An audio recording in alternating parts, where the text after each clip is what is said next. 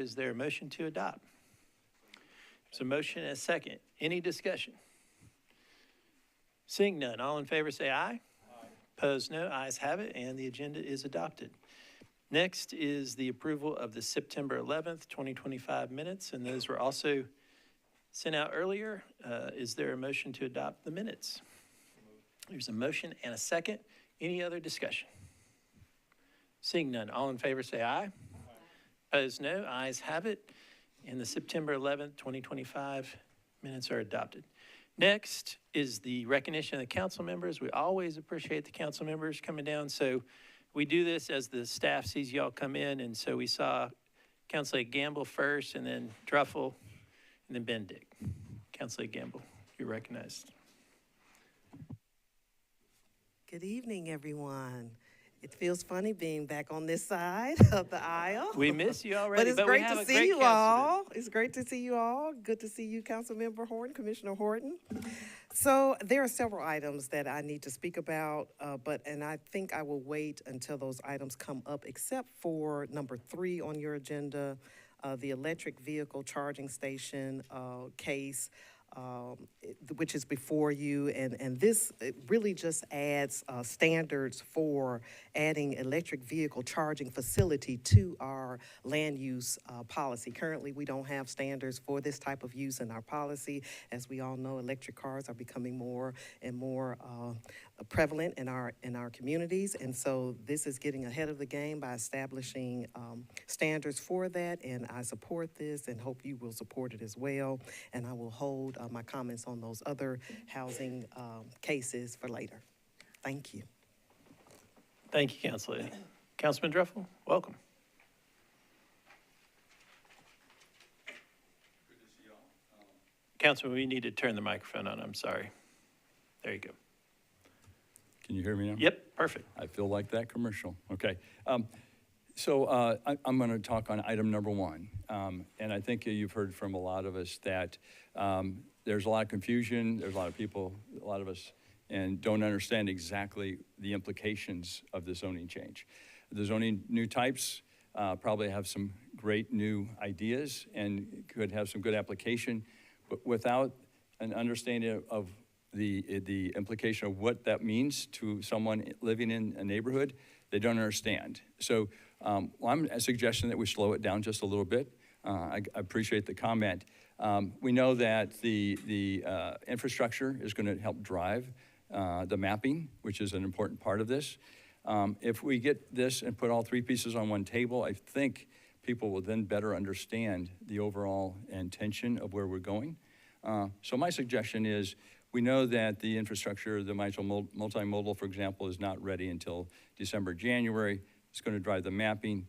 If everybody saw this at one time, they'd go, oh, now we get it. Or now we understand a little bit more better of the intentions of where we're going.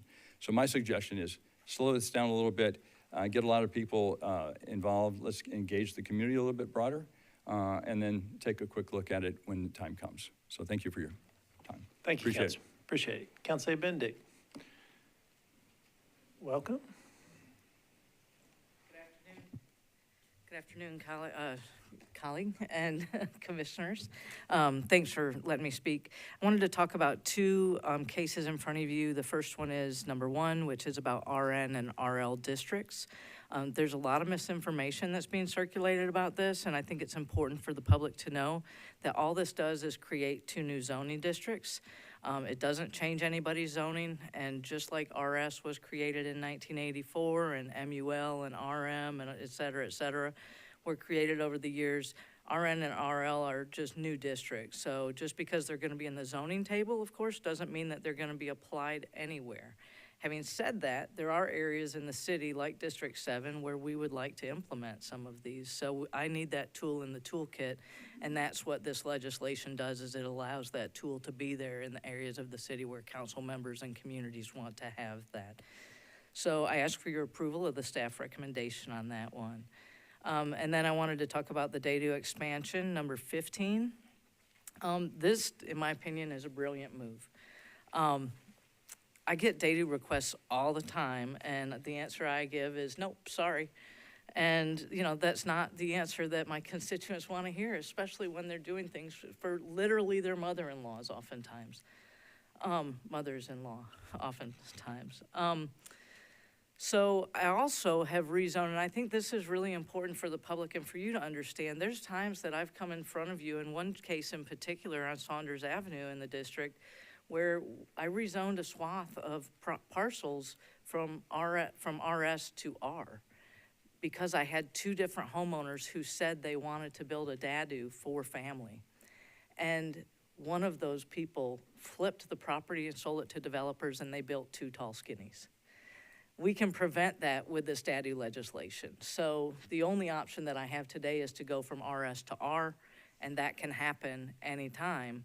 And people have the right to sell. So, you know, no harm to that homeowner, but that is something that, you know, I'm trying to control that I can't control, and this legislation would allow me to do that.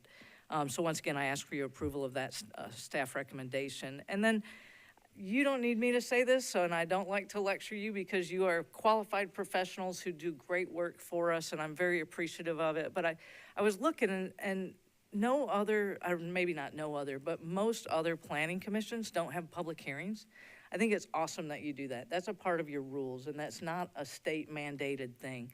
So I think that's really neat that you do that. You get to hear that feedback. That also helps us at council as we shape this legislation and work with the department based on your feedback, so that when we have the public hearing there, it's also, you know, very helpful. But as you know, that public hearing isn't for you to make political decisions, right? That's our job, is to make those political decisions. Your job is to look at the policy and make decisions based on what each case brings to you based on Nashville Next.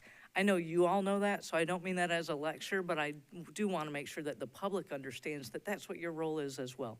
So with that, thank you very much, and I'll see you guys later. Thank you. Thank you, Councilor. I appreciate it. Any other council members? I want to make sure that we get the council members. We have a great relationship with all of them. I don't see any others. All right. That concludes item D. And so we'll move on to item E, which is items for deferral or withdrawal. Maddie. Okay. Items for deferral or withdrawal, starting on page 4 of your agenda. Item number 4, 2025 SP 009001, 1004, and 1104 Cass Street. Staff's recommendation is to defer indefinitely. Item number 5, 2025 SP 036001, 14768 Old Hickory Boulevard. Staff's recommendation is to defer to the October 23rd meeting. Item number 6, 2024 S 139001, Schular-Clarksville Highway. Staff's recommendation is to defer to the October 23rd meeting. On page 5 of your agenda, item number 8, 15473P001, Thieneman Townhomes Amendment. Staff recommendation is to defer to the October 23rd meeting. Item number 10, 2025Z 016PR001. Staff recommendation is to defer to the October 23rd meeting. Item number 11, 2025Z061PR001. Staff recommendation is to defer to the October 23rd meeting. Item number 12, 2025Z076PR001. Staff recommendation is to defer to the October 23rd meeting. On page 6 of your agenda, item number 16, 2016 SP 014003, 7435 Old Hickory Boulevard. Staff recommendation is to defer to the October 23rd meeting. And that concludes our deferrals or withdrawals. Thank you, Maddie. And so, commissioners, and Maddie, make sure I get this correct. These are the items for deferral withdrawal. Item number 4, 5, 6, 8, 10, 11, 12, and 16. Is that correct? That's correct. All right, you've heard the items for deferral withdrawal, commissioners. Is there a motion? There's a motion and a second. Any other discussion? Seeing no other discussion, all in favor say aye. Opposed, no. Ayes have it, and those items are deferred or withdrawn. Next is the item F, consent agenda, and Maddie will take us through that again. Items noted below as on consent as tentative will be read aloud to determine if there is opposition present. If there is opposition present, the items will be heard by the Planning Commission in the order in which they are listed on the agenda. If no opposition is present, the item will be placed on the consent agenda. As noticed to the public, items on the consent agenda will be voted on at a single time. No individual public hearing will be held, nor will the commission debate these items unless a member of the audience or the commission requests that the item be removed from the consent agenda. Starting on page 3, item number 1, 2025Z009 TX001, Housing and Infrastructure RN and RL zoning districts. Is there anyone here in opposition to this item? Okay. This item will be on the agenda to be heard. Item number 2, 2025Z006 TX001, Commercial Compatibility Overlay. Is there anyone here in opposition to this item? This item will be on the consent agenda. On page 4 of your agenda, item number 3, 2025Z008 TX001, Electric Vehicle Charging Stations. Is there anyone here in opposition to this item? This item will be on the consent agenda. Item number 7, 2025S146001, Lot 3, Clinton Subdivision. Is there anyone here in opposition to this item? This item will be on the consent agenda. On page 5 of your agenda, item number 9, 2025 DTC015001, 319 Peabody Street. Is there anyone here in opposition to this item? This item will be on the consent agenda. On page 6 of your agenda, item number 13, 2025 CP013001, Antioch Cane Ridge Community Plan Amendment. Is there anyone here in opposition to this item? This item will be on the consent agenda. Item number 17, 2025 SP031, 031001, 400 and 408 Maple Street. Is there anyone here in opposition to this item? This item will be on the consent agenda. On page 7 of your agenda, item number 18, 2025 S141001, 1917 Old Hickory Plat. Is there anyone here in opposition to this item? This item will be on the consent agenda.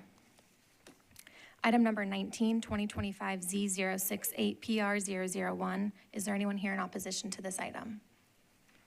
This item will be on the consent agenda. Item number 20, 2025 Z079 PR001. Is there anyone here in opposition to this item? This item will be on the consent agenda. Item number 21, 2025 Z080 PR001. Is there anyone here in opposition to this item? This item will be on the consent agenda. I will now read aloud the consent items with their full captions for legal information.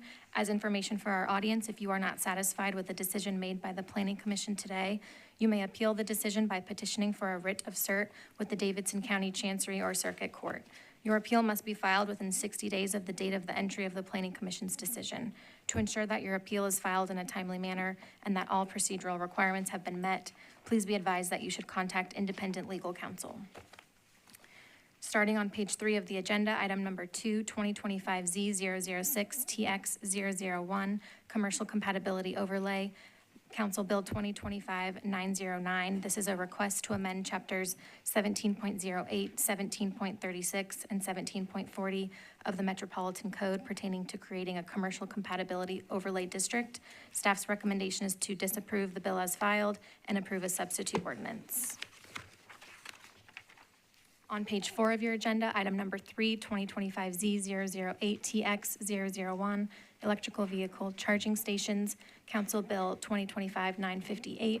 This is a request to amend Title 17 of the Metropolitan Code of Laws to add a new electrical vehicle charging station, charging facility use and related definitions and conditions to the zoning code. Staff's recommendation is to approve. Item number 7, 2025 S146001, Lot 3, Clinton Subdivision. This is a request to amend a previously recorded plat to remove setbacks on property located at 600A Crowley Drive. Staff's recommendation is to approve with conditions. On page 5 of your agenda, item number 9, 2025 DTC 015001, 319 Peabody Street. This is a request for an overall height modification approval to permit 53-story hotel and condominium tower on property located at 319 Peabody Street, zoned DTC, and within the Rutledge Hill Redevelopment District. Staff's recommendation is to approve with conditions, including the updated conditions in the memo that was provided to you, or defer without all conditions. On page 6 of the agenda, item number 13, 2025 CP 013001, Antioch Cane Ridge Community Plan Amendment. This is a request to amend the Antioch Priest Lake Community Plan by changing the community character policies from District Industrial and Suburban Community Center policies to District Industrial, Suburban Community Center, and Suburban Neighborhood Evolving policies, with the conservation overlay to remain for property located at 3839 Murfreesboro Pike. Staff's recommendation is to approve. Item number 17, 2025 SP 031001, 400 and 408 Maple Street. This is a request to rezone from RS5 to SP zoning for properties located at 400 and 408 Maple Street to permit 3 residential units. Staff's recommendation is to approve with conditions and disapprove without all conditions. On page 7 of your agenda, item number 18, 2025 S 141001, 1917 Old Hickory plat. This is a request for final plat approval to create 2 lots on property located at Old Hickory Boulevard, unnumbered. And staff's recommendation is to approve with conditions, including the additional condition included in the memo provided to you, including an exception to section 3-5.2.d.2 for lot area. Item number 19, 2025 Z068PR001. This is a request to rezone from RS 7.5 to R6A zoning for property located at 510 High Street. Staff's recommendation is to approve. Item number 20, 2025 Z079PR001. This is a request to rezone from RS5 to R6A zoning for property located at 1641 11th Avenue North and within the detached accessory dwelling unit overlay. Staff's recommendation is to approve. Item number 21, 2025 Z080PR001. This is a request to rezone from RS5 to R6A zoning for the property located at 1704 Arthur Avenue and within the detached accessory dwelling unit overlay. Staff's recommendation is to approve. And under letter H, other business, item number 22, bonus height certification for Nashville Addition Hotel and Residences, 1100 Porter Street, and item number 26, to accept the director's report and approve administrative items. Thank you, Maddie. And so, commissioners, and may I make sure I get this correct, these are the following items to be passed all at one time on the consent agenda. Items number 2, 3, 7, 9, 13, 17, 18, 19, 20, 21, 22, and 26. Is that correct? That's correct. All right, commissioners, you've heard the items for approval on the consent agenda. Is there a motion? Motion, and is there a second? Second, any other discussion? Seeing none, all in favor say aye. Opposed, no. Ayes have it, and consent agenda is adopted. All right, so that leads us, commissioners. The items to be considered are 3 of them. Items number 1, 14, and 15. But Maddie, before you leave, I just want to say to everybody and commissioners, unfortunately, this is the last time that we're going to see Maddie. She's actually moving back home to California. We won't hold that against you. I thought everybody's moving here from California, but I'm just joking. But I hope you've been a great staff member, part of the team. Appreciate what you do. We really appreciate it, and I know you'll do great wherever you are. So we've been lucky to have you. So thank you very much, and we really appreciate all the work that you've done for the department. Let's give her a round of applause, everybody. All right. Okay, so we are on items to consider, but before we do that, if everybody would silent your phones, and some of you are professionals down here at the Planning Commission, some are new, and just really quickly, when we do these, this is part of the public hearing. We'll open the public hearing. The applicant has 10 minutes. If it's a council member or the Planning Commission, they can speak as long as they want to open, and then anyone wishing to, we'll take everybody wanting to speak in favor first, then everybody after that, everyone in opposition goes next. Then there'll be a rebuttal, then the council person, and then we'll close the public hearing, and that's when the commission deliberates. We appreciate everybody coming down, and I always remind everybody, it can be tense at the Planning Commission. We can have different thoughts, but we always try to be professional. We want to hear from everyone. We want to hear what you say. And so we appreciate just keep it professional and address the chair when you speak. So we appreciate everybody coming down. So item number 1. Greg, are you going to take us through this? Good afternoon, Commissioners. Greg Claxton with the Nashville Planning Department. I'm going to present item 1, 2025Z009TX001. But before I get into the presentation of this item, the 2 new zoning districts, RN and RL, I've asked my colleague, Hannah Davis, to begin with a short little bit of context on some housing work that the department and Metro has been involved with for the past few years. Thanks, Greg. Hello, everybody. I'm Hannah Davis. I've got the pleasure of been working on affordable housing for the city for almost 7 years, and 3 of that has been in the planning department. So to provide some history on the intersection of affordability and zoning, I want to take you back to 2021. We led a task force at that time.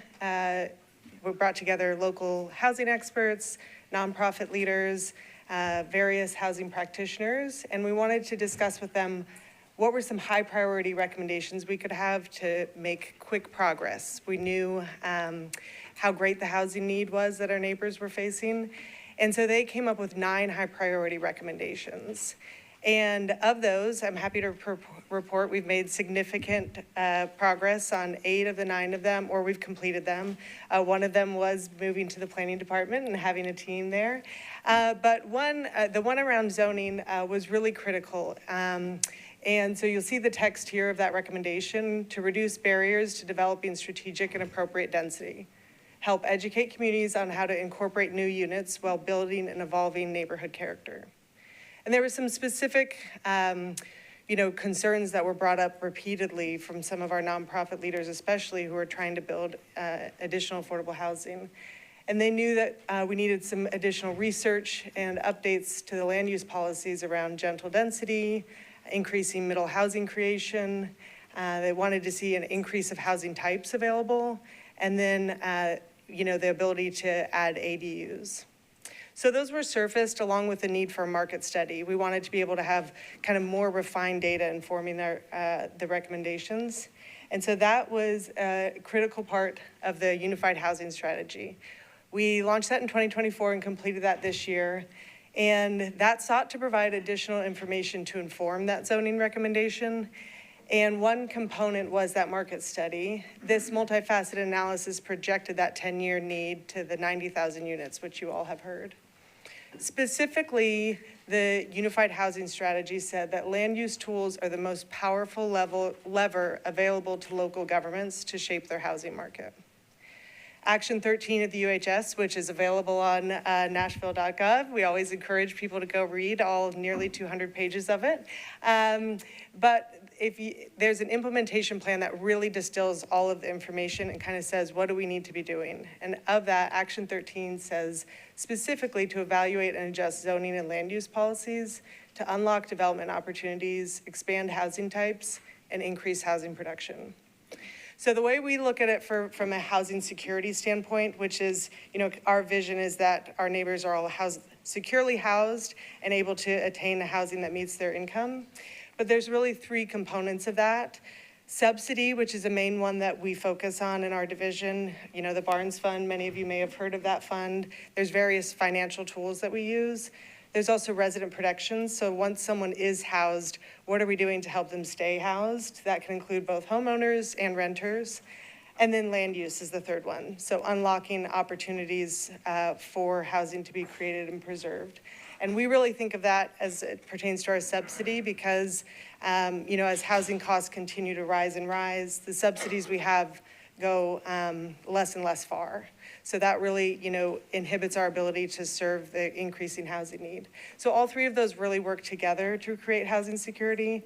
And so, I always want folks to know from an affordability standpoint, zoning is not the only thing we look at, but it is really one of the critical components to being able to address our need. Any questions? Any questions, commissioners? Seeing none, go ahead, Greg. Take it over. Thanks, everybody. Thank you very much. All right.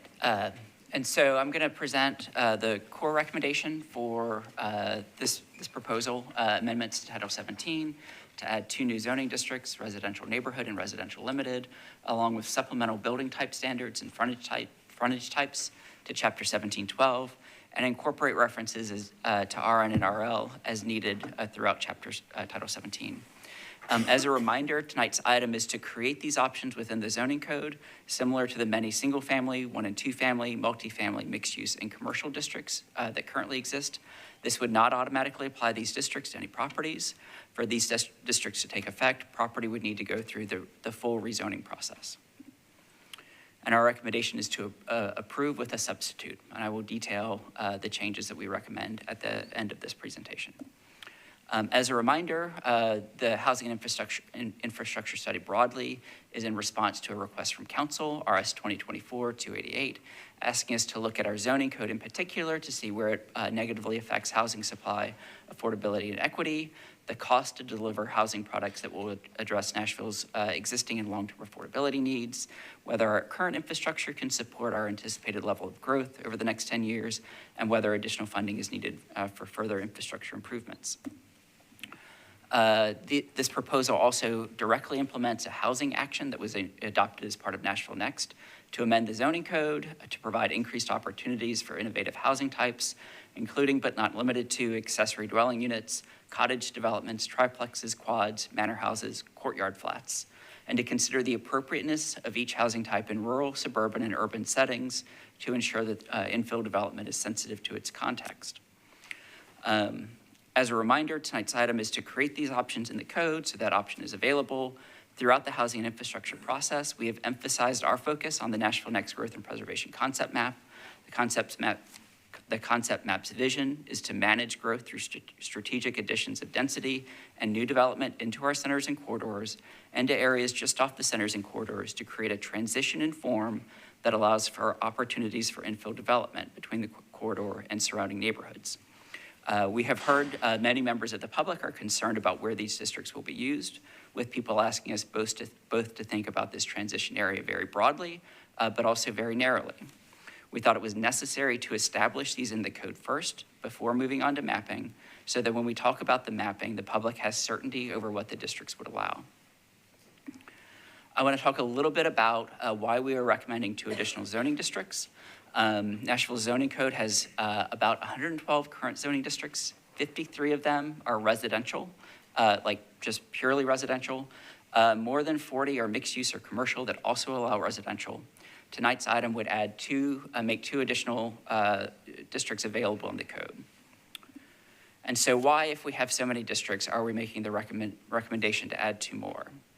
In March, we reported our initial findings to Council and the Commission. That review included looking at past housing production, price and availability trends, the history and current context of zoning in Nashville, barriers to moderately priced housing in the zoning code, and an assessment of infrastructure challenges facing the city. That review confirmed the guidance from Nashville Next that zoning specifically tailored to middle housing was missing, and its lack was an impediment to this kind of housing. That's not to say it's impossible to do middle housing in Nashville today.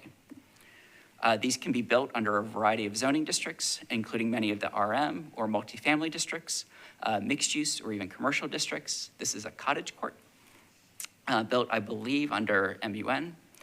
We also have a lot of examples that have been with us for decades in historic neighborhoods. Those are 2. But we also occasionally see these kinds of homes built new in historic preservation and neighborhood conservation districts. In this case, this is an addition to an existing historic structure where these properties have pre-existing multifamily zoning.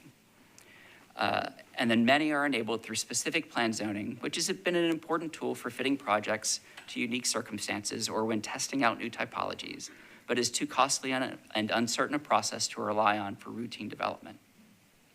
It is because these are valued homes in older and newer neighborhoods, because our current base districts can produce too many different forms, and because overlays and specific plans should not be necessary where base district standards can accomplish the desired outcome, that planning has developed these 2 new districts. As a reminder, throughout the H&I process, we've had extensive community engagement since March.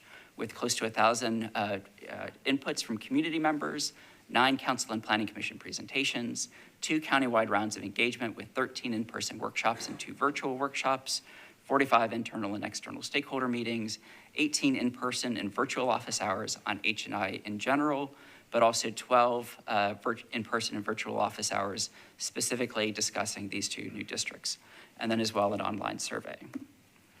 And so H&I's recommendations broadly are to create these 2 new districts, this item, a balanced approach to RRS and DADUs, which will be up for public hearing later tonight, and then improved design standards for mixed-use, multifamily, and commercial districts, which will be available for review soon. As I've said, we will conduct community engagement and mapping following our completion of our infrastructure report later this year. And so RN and RL are 2 proposed design-based districts for middle housing. They are composed of a number of different pieces, and I'm going to walk through how those are structured. First is a set of district standards. These are the RN and RL districts themselves. These include which building types are allowed, lot size, building placement and form, parking placement, and then for the RL district, the more intense one, a voluntary attainable housing incentive. We have provided sub-districts within these that respond to the different contexts that they could be used in, suburban, urban, and center, where we modify the standards slightly to better fit that context. And to show you an example, here is the height limitations for RN, residential neighborhood. This is the house scale district, where we show in RN1, the suburban context, a max height of 2.5 stories. In RN2, the urban context, a max height of 3 stories.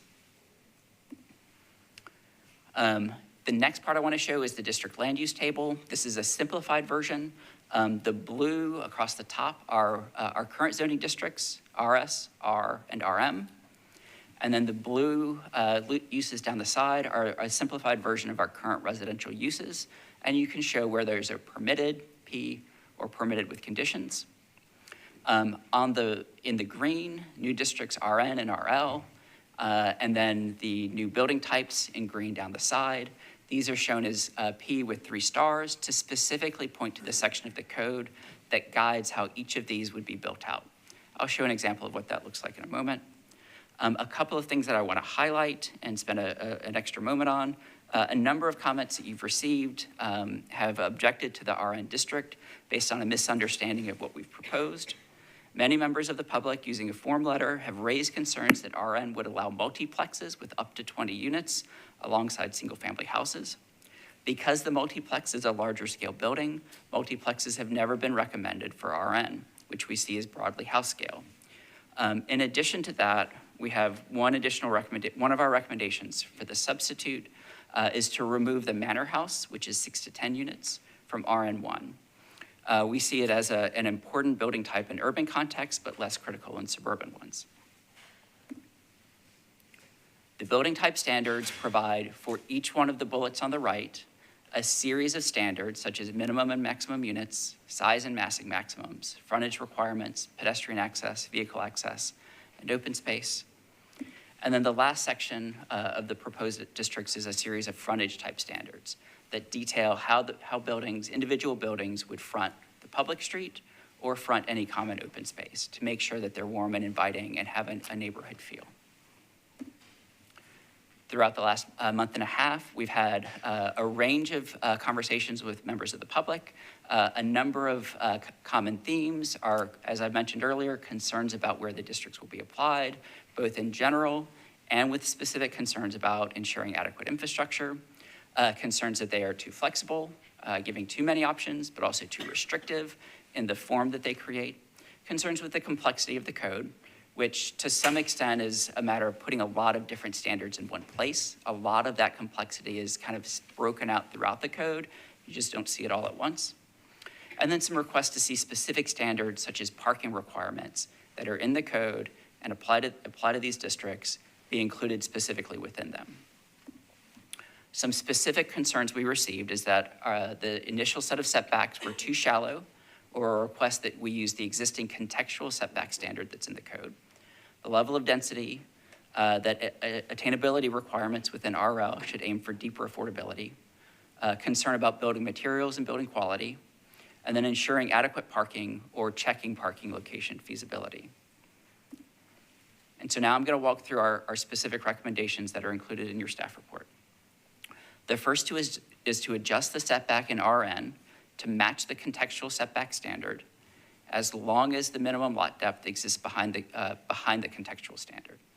Our thinking there is that will help RN better match the character of surrounding homes while ensuring that some amount of development remains feasible on the lot. Second, within the voluntary attainable housing incentive, providing an alternative set-aside for lower incomes. So option one, what we talked with you about a month ago, was that 10% of units using the incentive would be reserved for 80%, for people earning 80% of the area median income. This would add a second option of a 5% set-aside for people earning 60% of the area median income, getting to a deeper level of affordability. We see these as fairly equivalent in our feasibility testing, but we do recognize it's a trade-off between the income that's targeted and the number of units in the set-aside. As I mentioned, we recommend removing the manor house from RN1.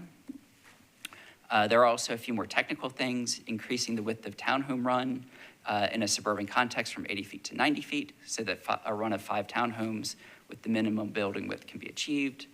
Reducing parking setbacks and ground floor active depth in RN and RL urban areas to make on-site parking connected to the building more feasible. That is a very wonky one, but it kind of combines some concerns we heard about the buildability of townhomes, especially with concerns about ensuring there is adequate space planned for parking. And then last, added guidance for administration of the new districts. We also include a recommendation, not for tonight's action, but for further work for us. Following adoption of the RN and RL zoning districts, planning staff will prepare legislation to add material standards for primary structures to RN and RL. This legislation will state the building facade shall be constructed of brick veneer, stone, cast stone, cementitious siding, and glass, or materials substantially similar in form and function.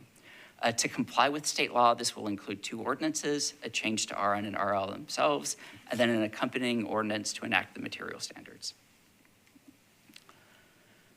The last thing I want to note, as I've emphasized throughout the presentation, is that tonight's text change would add RN and RL to the code. It would not apply these to property. No entitlements will change based on this action. To take effect, a property owner or council member would need to apply for a zone change and go through the full planning commission and council approval process, including notice requirements and 2 public hearings. And again, because we know it's top of mind for many folks, not on tonight's agenda, but I do want to assure you we are preparing our infrastructure assessment. This assessment, along with a policy review of Nashville Next and Choose How You Move, will shape our proposed framework for mapping the new districts. Following this, planning will engage the community to have more focused, area-specific discussions about the mapping. And so our recommendation is to approve RN and RL with a substitute. Thank you. Thank you, Greg. Very thorough, as always, and I appreciate that about you, Greg. All right, so without objection, we'll go ahead and open the public hearing. Is there objection? Chair, no objection. Just want to note for the commission and the public that I'll be recusing myself from item number 1 and additionally items 14 and 15. Thank you, Commissioner. Thank I you. appreciate that. Any other discussion? Yeah, so. Oh, hold on.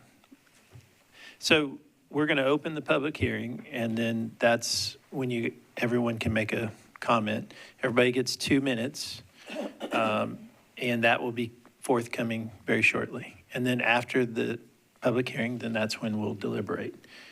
All right. Does that answer your question, sir? Okay. Thank you.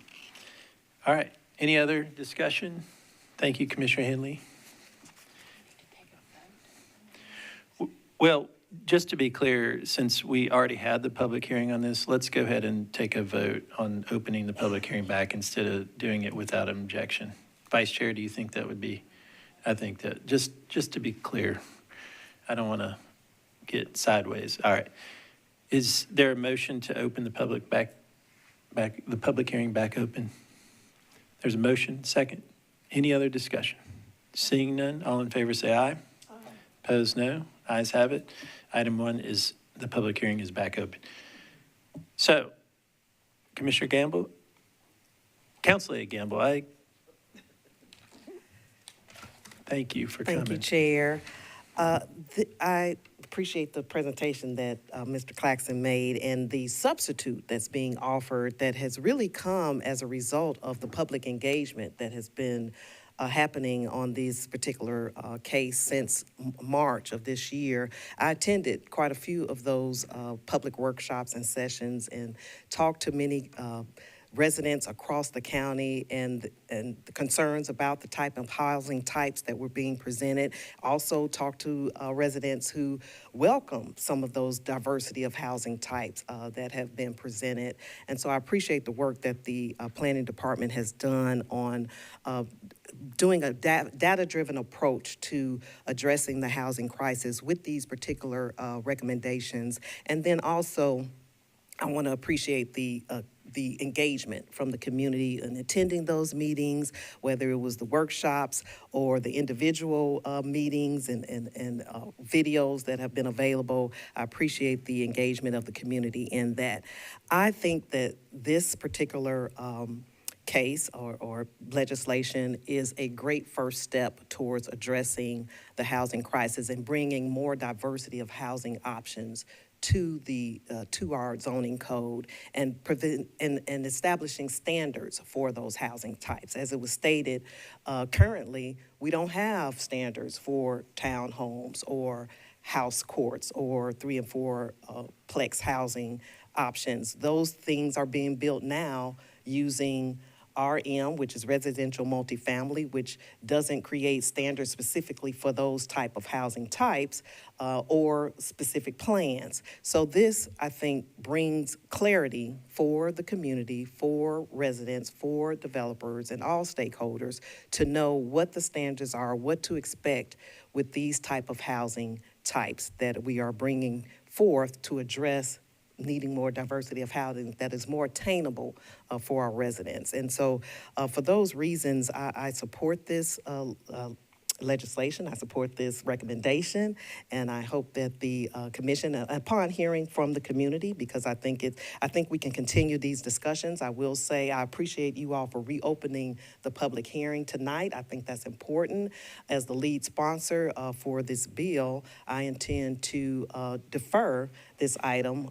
It is currently tracking to be heard on public hearing at the first meeting in October. I intend to defer that to the first meeting in November for 2 reasons. First, so that this particular item can track with the other 4 bills, housing bills that you'll be discussing, and also to allow more time for community engagement and clarity on this issue. So with that. Councilor, the deferral is at the council, not here. Right. Okay. Yes, to be clear, the Just to be deferral clear. that I'm Thank you. intending to make is for the council public hearing that is currently planned for the first meeting in October. All right, thank you so much. Thank you, Council Lady. And per our rules, Commissioners, just a reminder that the Council Lady is the sponsor of the bill, and that's why she's leading off the discussion. And generally it would be the councilman on the commission, but Council Lady we've been doing this for this particular legislation for a long time. And so we appreciate Council Lady Gamble. And I know Councilman Horton will fill right in once he gets here for a little bit. So thank you, Councilman. Thank you, Council Lady. All right, so anyone wishing to speak in favor, come on up. Welcome. And you've got 2 minutes, and the timer is right here, and please state your name for the record. Doug Sloan, live in District 23, 6354 Torrington Road. I really appreciate the planning department and the council lady bringing this bill. This is a type of zoning that we've been missing in the toolbox here in Nashville for decades, frankly. So many cases have come before this body where along our corridors in particular, you have an intense use right along the corridor, and then it steps down immediately to single-family homes. And I think as a community, we've always struggled with how do we balance that area between those two uses, that heavy commercial use and, quite frankly, oftentimes a lot of height and density along those corridors down immediately to those single-family units. And these 2 zoning districts add a tool that I think is going to be used for that very purpose. That it can be used in other ways, but I think so often it's going to be a great answer for a transition between the heavy commercial uses and the single family, which we have on most, if not all, of our corridors. Another thing that I appreciate is the fact that it does put some design guidelines into a base zoning district. I think there's noted in staff's comments that usually the jump is from maybe CS to an RM to a multifamily district that doesn't have any design guidelines. And this introduces a lot of the design guidelines that does exactly what I'm talking about, and that is does a very smooth transition from heavily dense developments along the corridor down to those single-family homes. But it also, you'll find that within the neighborhoods as well sometimes. You'll find these transitions where we have commercial nodes and we have other intense uses that this will allow us to come before you and ask for that. And the last thing I'll point out is it's a big savings for the city, because frankly, in that same situation, we would normally come in and ask for an SP, which eats up a lot of the resources of the city. So thank you. Thank you. Welcome.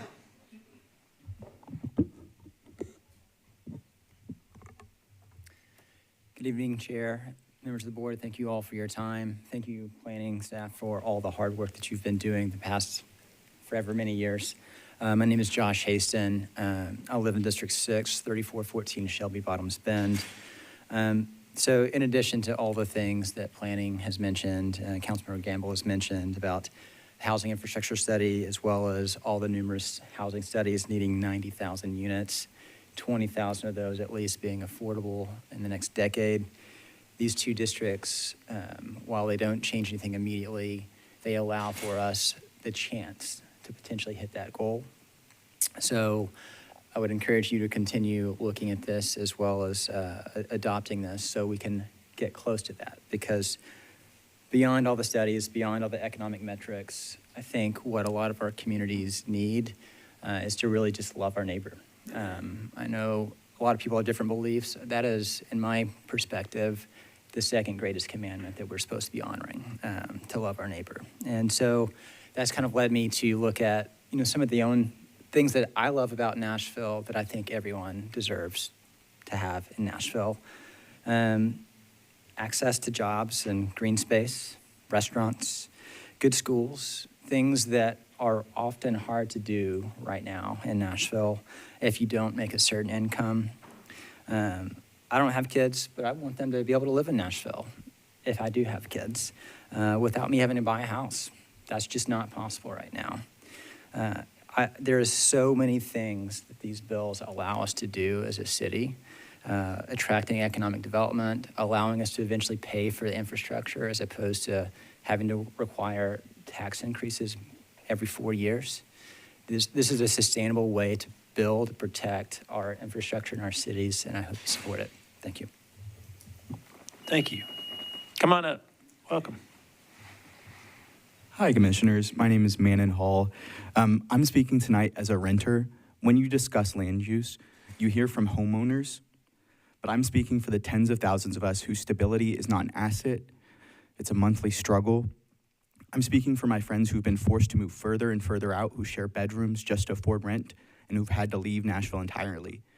For us, this is not a planning exercise, it's a lifeline. This bill, which creates the new zoning districts, is about creating housing options that are currently illegal to build in large parts of our city. It allows for compatible, scaled homes like triplexes and small apartments that can fit seamlessly into existing neighborhoods. We need these diverse middle housing types so that teachers, nurses, and service workers can continue to live in the communities they serve. This is about building a city that works for everyone, not just those who bought their homes decades ago. The opposition claims this entire H&I study is a failure because it doesn't solve the 20,000 unit deficit for the lowest income families identified in the UHS. This is cynical. The UHS and this bill are two halves of one solution. You cannot solve the housing crisis by only subsidizing 20,000 homes. You must also fix the system that limits supply for everyone. When people with a moderate income can't find a place to live, they compete for the older, cheaper units, driving up my rent and making every affordable unit less accessible. This bill relieves that pressure. It's a mechanism to slow the upward climb of displacement that is already shattering our communities. Opponents also warn of a looming infrastructure catastrophe. This is a scare tactic. This bill is just a fundamental update to our zoning rulebook. It does not automatically rezone a single street or overburden a single sewer line. The H&I study clearly outlines that actual large-scale rezonings is a future phase. We must create the necessary tools first so that the responsible planning for compatible growth can begin. Please vote yes. Thank you. Thank you. Welcome. Hi, thank you. My name is Mary Malbafazli. I live in a townhome. I am a single mother. I was born and raised in that Nashville, that idyllic Nashville that we all sort of imagine and dream and still hold on to. But I'm really grateful that I can still live in that Nashville in a different version of the one that I grew up with, that I can raise my son in that same Nashville in a different version. We don't have a yard, we don't have all those things, but we still benefit and enjoy the city. And the zoning change to me, while it's been messaged in a million different ways, is actually just an opportunity for people like me to live in their hometown and raise their children in a new way, in an affordable way. And whereas it feels like something that's kind of being thrown on people that love their yards and love the same Nashville that I grew up in, I think it's being misunderstood. It's an opportunity for more of us to be able to stay in the town that we love, to attract people that are more normally incomed, and to keep the people that are normally incomed. You know, it is getting almost impossible to live in the city, and it's not to create these crazy things right next to a tiny little house. It's something that's very gradual, very beautiful. I lived in DC, we had brownstones, and then we had 2 units, and then we had, 1 unit. It's very doable, and I see all around Nashville already. So I would appreciate everyone to keep an open mind and to consider those of us that were born and raised in one version and are allowed to live here in another, in just an enjoyable, sidewalk-friendly, grocery store near reality. So please consider it. Thank you so much. Thank you. Anyone else wishing to speak in support? I don't see anyone else. So anyone wishing to speak in opposition? If y'all would line up, come up to the microphone. Everybody's got 2 minutes. State your name, and if everybody would kind of line up behind the podium, that way we can make sure we go. Good evening. My name is Michael Cole. I live at 119 Page Road. I'm in District 34. I live in the Belmead Highlands area. About 15 years ago, I was very involved, my wife and I, in downzoning that area just because of the traffic concerns. I think everyone in this room is familiar with the traffic concerns of Belmead Highlands and the challenges that we're working with. My other challenge with the bill is the fact that the communication, while I know he spoke earlier that there's a lot of communication on it, this is the first time 2 days ago that I heard about this.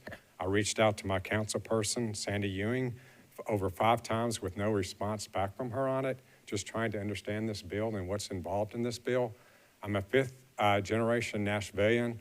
Although I work in California and LA, I know what the housing can look like in LA.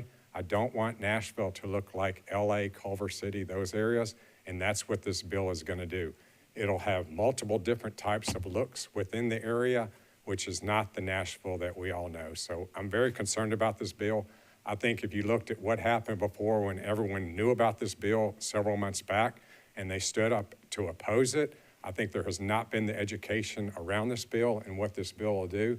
Quite frankly, a home is your largest investment, and to be having a house where I have a house today, a rental house next door can have 6 houses on that lot facing Belmead Country Club is ridiculous. And so I have a big problem with this bill and what it's going to do to my value of my property as well as the city of Nashville. So thank you very much. Thank you. Appreciate it. Come on up. Welcome. Excuse me, I'm not a professional speaker. My name is Melissa Lockhart. I'm in District 20.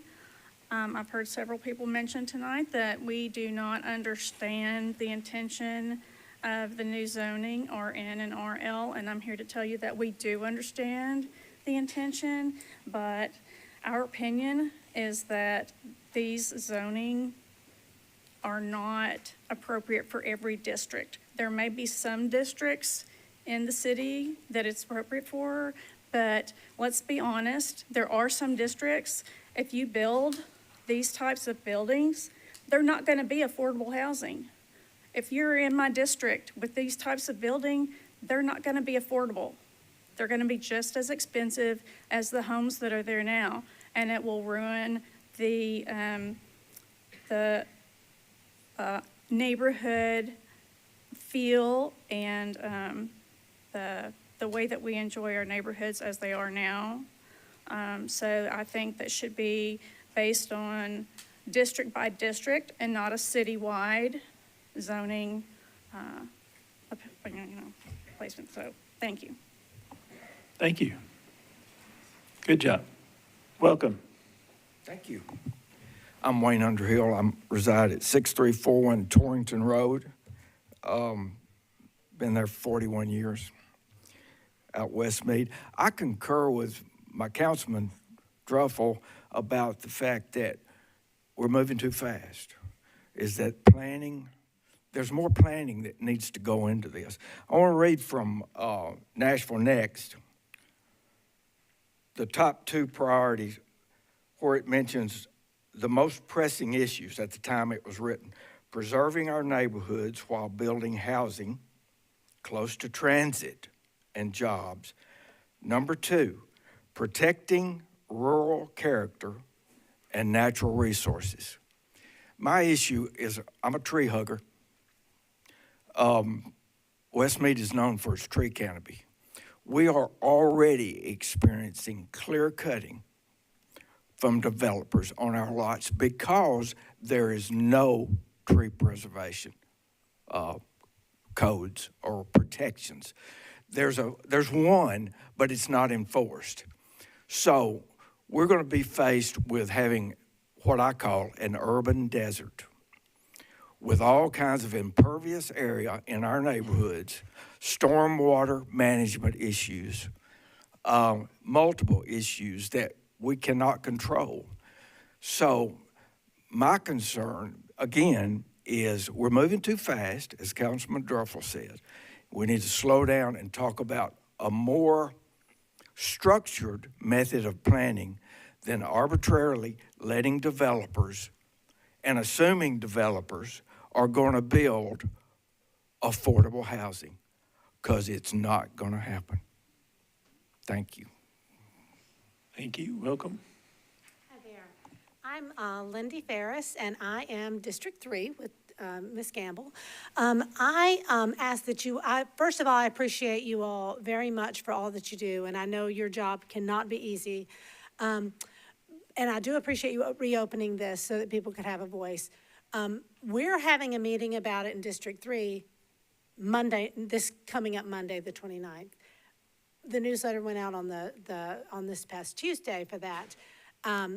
People probably should have known about it, but we've really tried hard to keep up with things that are going on in our neighborhood, because our neighborhood wants to preserve the character of our neighborhood. And I, again, born and raised here, so I've been here 60 years, but I'm a 5th generation Nashvilleian. And I also lived in California, and I don't want to see it become something that it's not. And that's concerning for me. And I do feel like the infrastructure needs to be in place before these types of buildings are allowed. We're having problems in our area, off and on, all the time. And I just ask that you all please defer this, please think about this, because this is everybody's Nashville. And please listen to the constituents. Please listen to the people that are trying to make you all aware of what we feel. And give us a little more time to digest this before it goes through, because when it's countywide, anything can go. I mean, I understand what you're saying, that, things are going to be, carefully and gently developed, but that's not necessarily the case. And we have seen that time after time again. So we ask you, please defer this. Give us a little time to kind of wrap our heads around this. And I appreciate your time. Thank you so much. Thank you. Welcome. Hi, my name is Suzette Crutchfield. I live at 5406 Knob Road. I'm representing the White Bridge Neighborhood Association.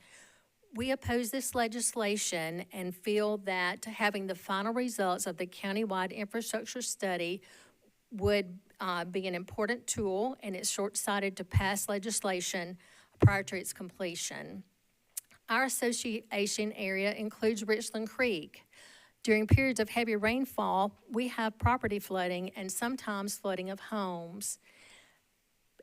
Taking away our trees and green space with more development and adding impervious surfaces will only increase that flooding possibility.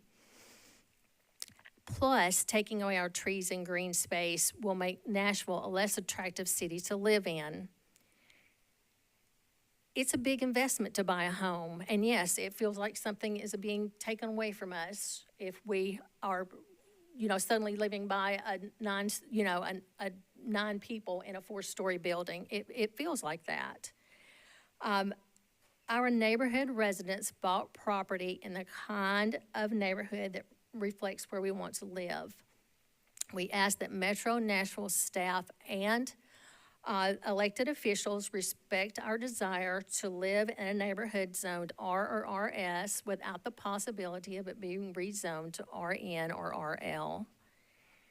We are a true community. Many of us have lived in the neighborhood for decades, and we value our relationships. This type of rezoning would cause neighborhoods to become much more transient and would drastically change their character. Ask yourselves, have past rezoning initiatives increased affordability? There's no guarantee this proposed zoning would increase affordability either. Thank you. Excuse me. My allergies are bad in the fall. Welcome. Hi, I'm Antoinette Olison. I'm a realtor and I live in District 23. And I thank you for your patience and all of the hard work you do. I'm asking for a deferral of the RN bills for 2 reasons. Number one, I'm asking for the text of these bills to be revised and rewritten to add clarification and address some important things that are missing. In order for there to be a clear understanding of the ramifications of what is being voted on, I request additional wording that specifies the rules, policy, and the criteria that would have to be met under which these zonings would be approved or rejected. Also, I'm asking for additional wording that specifies the rules, policy, and criteria under which the character of the neighborhood will be judged and applied regarding to the suitability of approval or rejection, and also going under our city plan of Nashville next. Without these clarifications, no one can understand, study, or know how these life-changing zonings can or will play out in real life. Leaving these important decisions up to whomever is in charge at the time for rejection or approval opens these up for misunderstandings and the chaos of differing opinions, from the nebulous wording, allowing numerous ways of interpreting how approval or rejection takes place. The way these bills are written is vague and literally makes it impossible for anyone, including the planning department or Metro, to be able to vote on this and actually understand and predict the outcome of these new zoning classifications. There are so many unanswerable questions in the text of these bills that a deferral and reworking of the text before anything is brought forward for a vote is the only option if we are to be faithful to our service to the community and the future growth of Nashville. My second request is community notification, involvement, input, and I went to the workshop and there were 14 people there. Thank you. Thank you. Welcome. Hello, I'm Chris Rimke. I'm with District 20 and president of Save Our Nashville Neighborhoods. And today we have 8 different districts represented here that have reached out for questions and various things. And I think what that really represents is that we've got a process needing help. And, you know, for everybody here, we're one Nashville. I mean, you know, we're not just the residents, the zoning issues with the council and the planning commissions with the planning department. And we're looking for a way to bring that together, because one of the big things you're hearing is we've got districts holding meetings to talk about these very things so they can understand it, yet we're here voting in favor of moving it along before those districts are having those meetings. And then we get a lot of input that the districts don't have meetings. You know, some do, some don't, how they make that decision.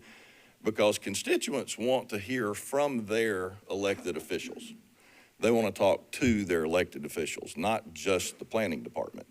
And so with that set up, we've got an ask, and the ask, I'm going to focus really on our council member, and that is that we believe that in the notice period for these types of things, that it would be important to have both some time, such as a 30-day notice or whatever, instead of just a posting to the agenda. But the bigger thing is we'd like a commitment from the council that they're going to encourage these meetings to occur in their districts and put something in place to make sure that happens. You know, is there going to be two meetings that Sir, you need to address the chair. Thank you. I'm sorry. That are, anyway, that are set up to actually address the members themselves. Thank you. Appreciate it. Anyone else? Welcome. Hello, thank you for your time. Quite frankly, it's been very difficult to understand what is going on with these things. I mean, it's so convoluted. Once you get into it, I mean, you got to get into it. You got to make phone calls. You got to email. It's unbelievable. But anyway, and the reality is that there is no affordable housing in Nashville. I mean, it's insane, the cost of all this housing in Nashville. So somebody thinking this is going to be affordable housing, they're truly wrong. You know, and living on sidewalks, that's just really not common sense, okay? The addition of sidewalks in some of these areas, and you know, this is not San Francisco, okay? And I don't mean to be funny or anything about that, but reality is Nashville was built around neighborhoods with trees and grass, all right? And we'd like to keep it that way. On the West Nashville side, okay, there are no plans that I know of about infrastructure improvements. The infrastructure over there is terrible. You know, all this stuff contradicts a lot of what Nashville and you guys have pushed for in the last 20 years. You know, storm water, okay, green space, green trees, all right? This is so contradictory to all of that. There is no plan, or maybe you guys can tell me about infrastructure improvements. Infrastructure in West Nashville is every time it rains hard, all right, it goes in the sewers. Sewers back up in the streets. Nothing has been done with it, okay? Sewers back up in drainage. It goes straight to Richland Creek. Test the water, all right? You can tell. Thank you, sir. All right? And Sir. a couple other things. Sir, excuse me. You only have 2 minutes, So sir. I'm asking for a deferral, if you guys will Sir. reconsider that. There needs to be more planning in this. And Everybody you guys gets know 2 that, minutes. and we're just asking for more planning and Thank you. defer this so we can study this more. Thank you. Thank you. Anyone else? You have 2 minutes. Not 3, not 2 minutes and 10 seconds. Understand. Thank you. Thank you all for your hard work. This is a difficult topic to come up with a solution. I'm just a resident in District 23 in Westmead. I haven't studied any of this too much. Frankly, wouldn't know about it at all if our council person hadn't been proactive in just informing us. I don't understand also what is all the, public input that's already happened. Maybe putting out a mailer to all the residents to let them know this is happening would have been a good idea, or it still is a good idea. People like me don't know this is going on. All I can say is I just saw what happened to the Nations. I've seen what's happened in Green Hills. That's a mess. The residents there who've been there a long time, they don't they got blindsided, all right? And the infrastructure not being part of this or being deferred until this is voted on makes absolutely no sense. I mean, I'm just a resident. I've lived in Nashville since 1989, and Westmead was middle class. I understand right now you have to be a multimillionaire to live there. Who knows? But one thing I will say too is I don't trust developers to build low-income housing. Or they can say it's low income until they put it on the market, and then what's it going to go for? So that's all I have to say. Thank you very much. Thank you. Anyone else wishing to speak in opposition? Come on up. Welcome. Hi, I'm Rachel Gladstone. I live in the Nations. We've just been bombarded, blindsided by RM zoning. I have 2 historic homes behind me where there were 4 families living in affordable housing. As soon as the RM was passed, those houses were sold, 30 mature trees on the property. It's all coming down. It's going to be 35-foot tall stacked flats. They're going to sell for $800,000 to $950,000 a piece and be right in my backyard of my historic house. I do not understand. Ma'am, will you stop for a second? Sir, we're gonna stop the entire hearing, and we're gonna escort you out if you continue to interrupt the hearing. So are you gonna, hold on. Sorry. Do we have a deal? Okay. Restart her time. 2 minutes. Give her 2 minutes. I'm sorry. We found out about our housing, the rezoning 5 weeks before, and I feel like this is happening to the city again. You've had 900 and some odd people fill out a survey out of how many people live in the city. I don't think that that is a really good representation of the population of the city. People don't know what's going on. Like me, I don't understand zoning, but boy, have I gotten an education in the last 9 weeks. I had no idea that my neighborhood could be just taken away and that all these trees are going to come down. My neighborhood has lost 75% of its tree canopy because there are no laws, and perhaps the Planning Commission could look at that.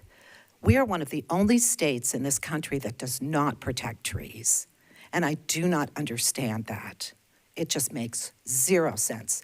I know if I were to buy a new house, I'd want trees on my property, but that is not at all being addressed. And all of these things, the pattern book that's been purchased where everything's gonna look the same, I don't wanna live in a dollhouse. I wanna live in Nashville.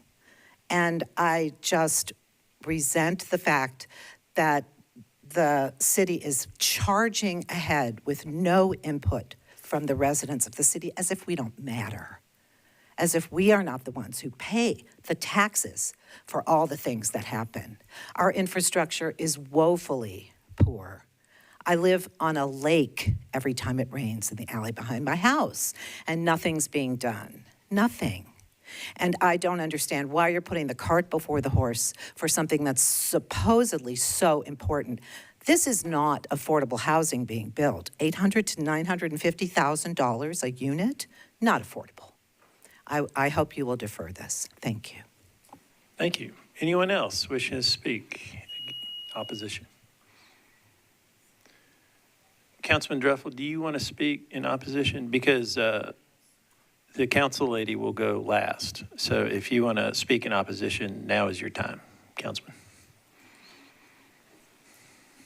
Yeah, I think I noted my concerns early and just echo those concerns that we need to put this in better context so that, as you just heard from quite a few people, they really don't understand the application or extension to their neighbors.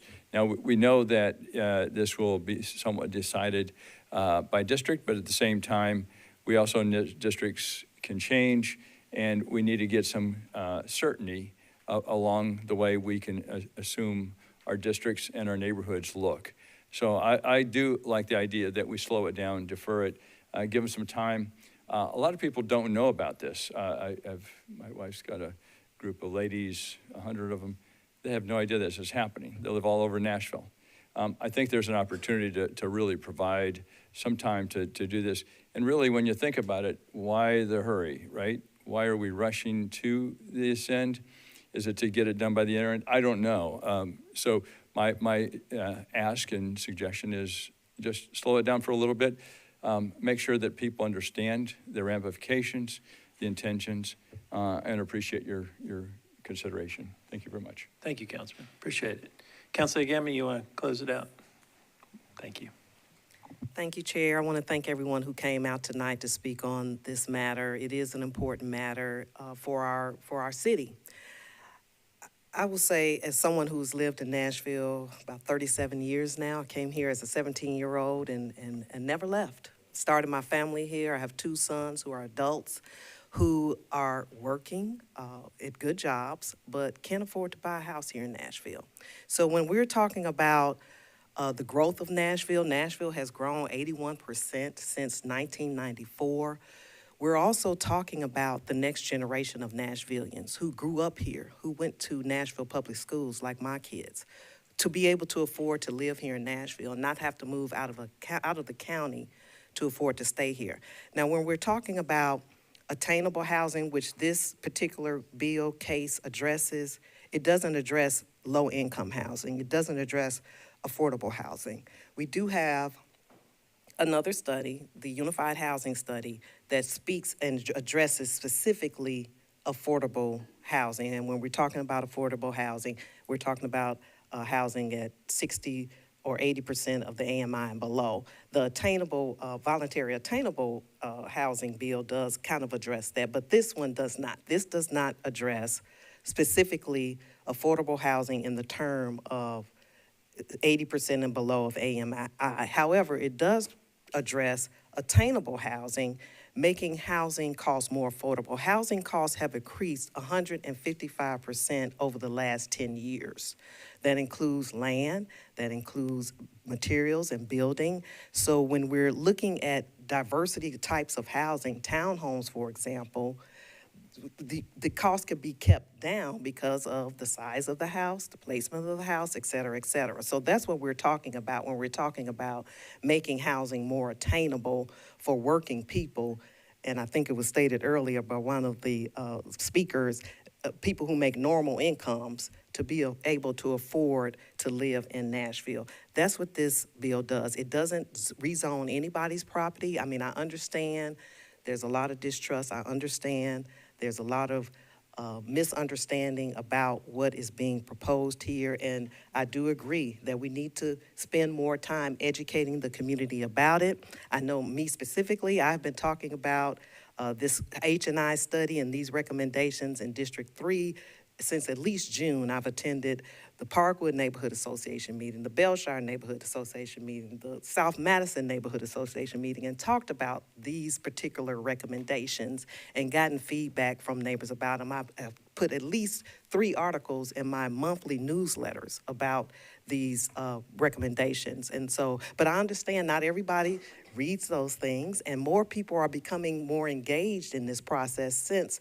some of the contentious rezonings that have come up in recent weeks, and I appreciate that. I think we need more engagement, even more so than we had with Nashville Next in 2015, and I lived here then. So I said all that to say, I understand the concerns that have been raised. I understand that there is more time needed for education, and that's why I have said here that I intend to defer this bill at the council for public hearing so that we have more time for more districts and more residents in the city to get an understanding of being proposed here. But this is not rezoning anyone's property. And because of that, this is just establishing new zoning codes to address housing types to make housing more attainable. I think this is a good first step, and I hope that the commission will move forward tonight as we continue conversations with the community moving forward. Thank you. Thank you, Council Lady. Seeing no one else wishing to speak, I declare the public hearing closed. Vice Chair, want to go first? Sure. I have a lot of scrawled thoughts here. First, I just want to say I'm a native Californian, native Bay Area, and I heard a lot of people who don't like it out there. It's actually a really lovely place to grow up. So I've been here 20 plus years, but California is a pretty good place too. I also want to thank Council Lady Gamble for her leadership on this and for her closing comments. I think she addressed a lot of the thoughts that were going through my head. And I want to thank the planning staff for what I do think has been a very extensive community engagement process. I'm on the list serves for a couple of the council members around Nashville and have seen a number of meetings that have occurred in my neighborhood, both in West Nashville and in East Nashville. And I know from what I have seen from the director and from Greg and others that there has been a huge amount of time dedicated to outreach and engagement and hearing the feedback on these thoughts. It's been I know the work that Greg puts into all of these kinds of projects, and I promise you, you could not have someone who's trying to be more responsive to community needs and community interests when he's tackling big things from redistricting the city to coming up with something like this study. So thank you guys for that. Council Lady Gamble said a number of things that I think were really important. One, my focus is always on affordable housing and the need for more affordable housing in the city. I too would love to see a big program, more resources dedicated to truly providing affordable housing. But we have to tackle this from all different directions. And one of those directions is increasing housing supply and increasing housing choice. And that's what this bill does. It doesn't say that we're not gonna see more units built at $800,000 that are not affordable. But it does mean we're getting more supply into the pipeline, and hopefully indirectly that helps us with achieving some more affordability, some more housing choice. And as the individual mentioned who's a renter, more options that are appropriate for people at different income levels so that they can find housing that maybe is more affordable for them. So this isn't meant to be a silver bullet to solve our affordable housing program problems, and in no means will it do that. I think in terms of what else was I wanting to focus on? A lot of the issues that I heard about tonight dealt with significant changes in neighborhoods, with the development patterns that have occurred already, recent rezonings that have occurred both in the Nations, what we had discussed in the Woodbine and Glencliff areas, and then what we're just seeing in neighborhoods like Westmead. I drove through Westmead yesterday and I was floored at the new homes going in that neighborhood. I feel your pain. Your beautiful big lots are getting taken over by giant homes. But I want to point out that's all happening under existing zoning today. That's going to happen no matter what we do with these new elements to our zoning code. That's happening today with the zoning that we have today. If that's the problem, then we also need to be looking at some of our existing requirements in our existing zoning code. So I want to make it very clear that just adding these two new elements to the zoning code is not going to stop some of the problems that you're seeing today. So with that, I think it's really important that what we have talked about is not really the technical elements of what we have proposed in either the RN or the residential limited neighborhoods. I think, we had a public hearing about this, I think it was 4 weeks ago. I guess this is one other technical point to point out, is that we had a public hearing about this 4 weeks ago and recognized that there were not people out here in support or in opposition to this. We closed the public hearing. Because of the things that we have heard about in the community, we reopened the public hearing today. To someone who was reviewing our staff report, they saw the public hearing was closed.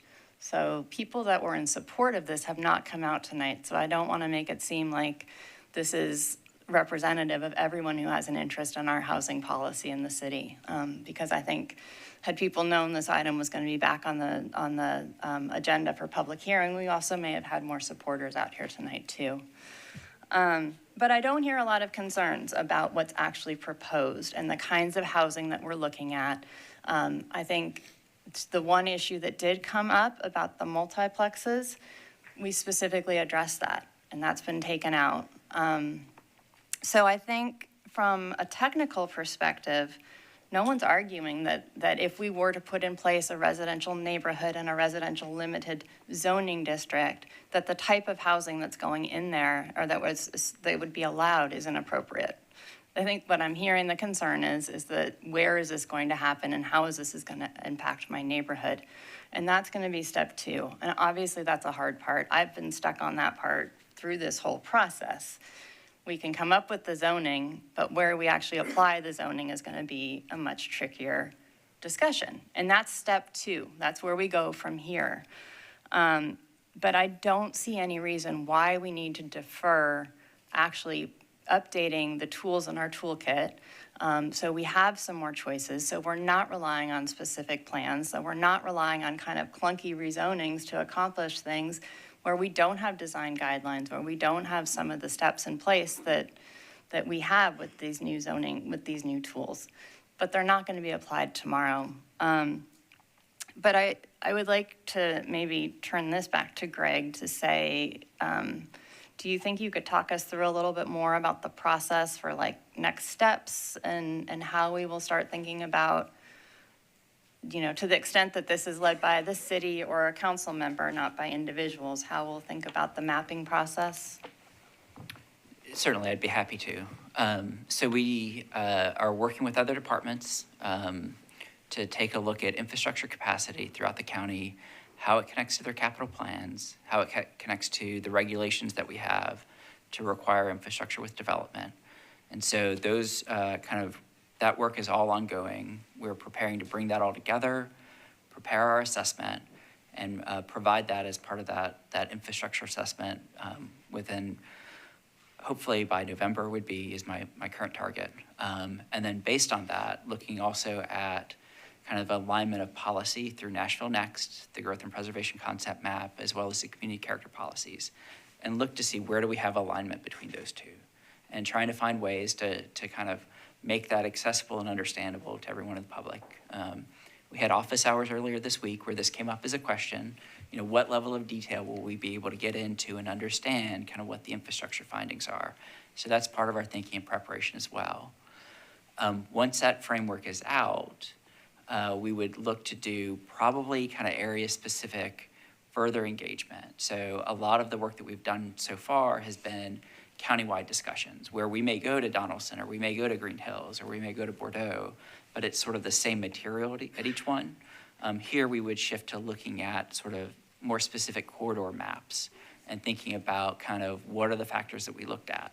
And so there may be areas within the 1/8 of a mile that we've talked about, the transition and infill area, where we say because of this infrastructure gap or because of, for example, the existence of floodplains or steep slopes, we may not recommend rezoning.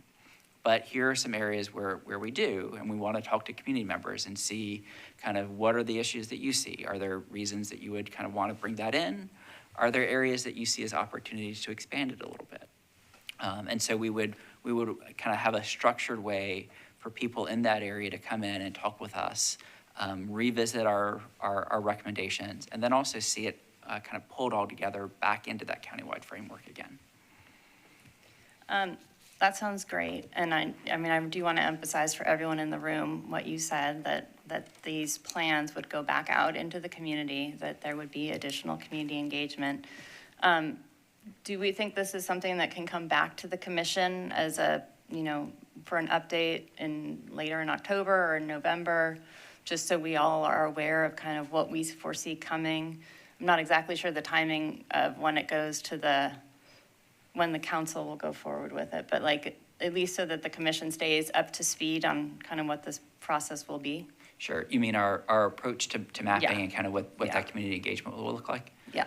Yes, I think we could certainly kind of prepare something that's a little bit more in depth than what I've just provided to sort of show what that will look like, the kind of insight that people will have.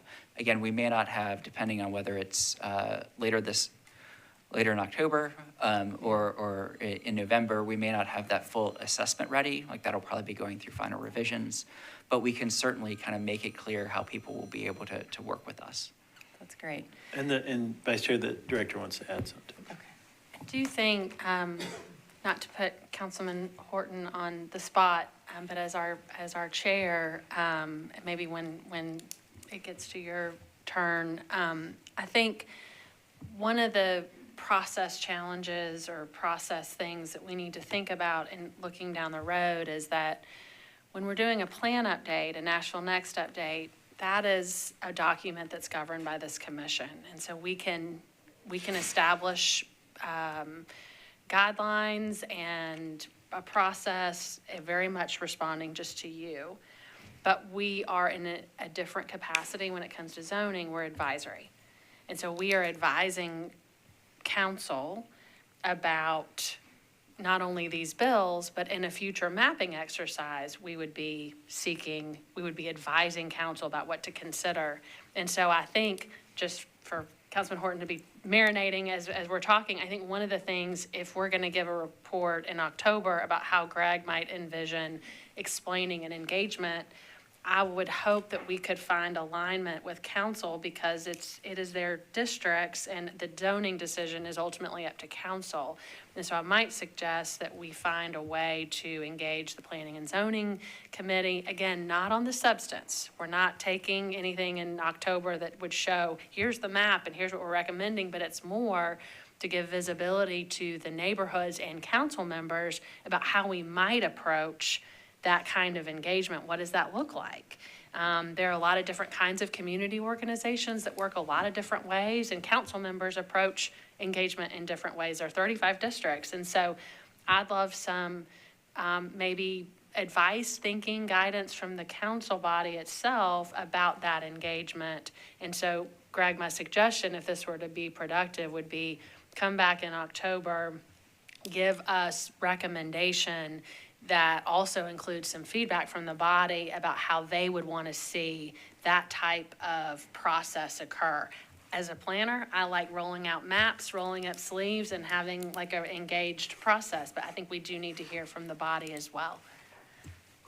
Thank you, Director. The body meaning council. Forgive me, yes, the council who ultimately would be making a mapping decision. And I think really giving us some advice and structure about how we work with communities, I think is really important. And we would want to hear from Councilman Druffel. I think that makes a lot of sense. And I think, hopefully the council members that are here have heard the urgency of hearing from your community about these bills. And, we can encourage all 35 to engage in public outreach with their local communities so that everybody does at least know they have the opportunity to participate. So I guess in closing, I fully support staff's recommendations to approve these two bills, to move it forward to the council for the further level of discussion.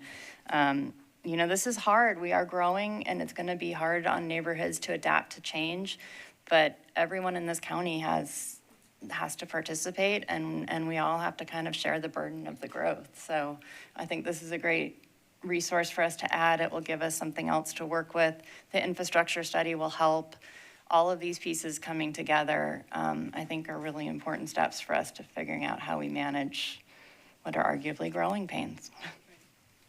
Thank you, Vice Chair. Any other discussion? Commissioner Dundon. I appreciate the Vice Chair's comments, and I agree with all of them, and that we probably should not defer. And it sounds like there will be significant time going forward to address the where does it apply, and does it apply to my property, and what does it mean for my neighborhood and my property. So that being said, I also have some scribbles, some questions.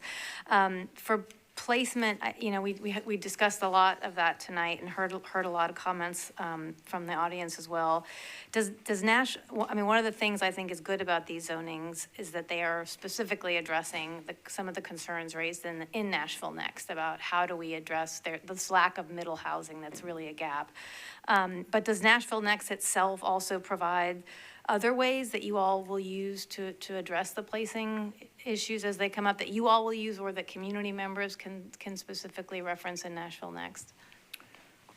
Yes, I think the broad framework is the growth and preservation concept map, but that is a broad countywide view that's translated down to community character policies adopted as part of each community plan. There's a separate document called the Community Character Manual that gives guidance on the interpretation and use of those community character policies, particularly for zone change decisions. And so one of the things that we'll be preparing as well is recommendations on how to integrate RN and RL into the Community Character Manual. They're drafted to sort of fit compatibly into it because of the way that we've structured them, the RN1 and RN2 being suburban and urban standards. That's the language of CCM kind of starting to be brought into the zoning code to build that link. Okay, thank you.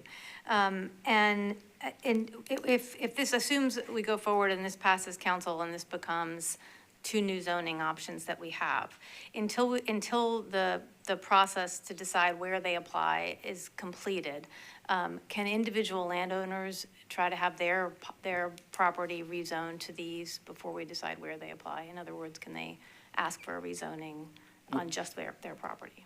Once in the code and once effective, the zoning districts would be available for property owners to request a zone change.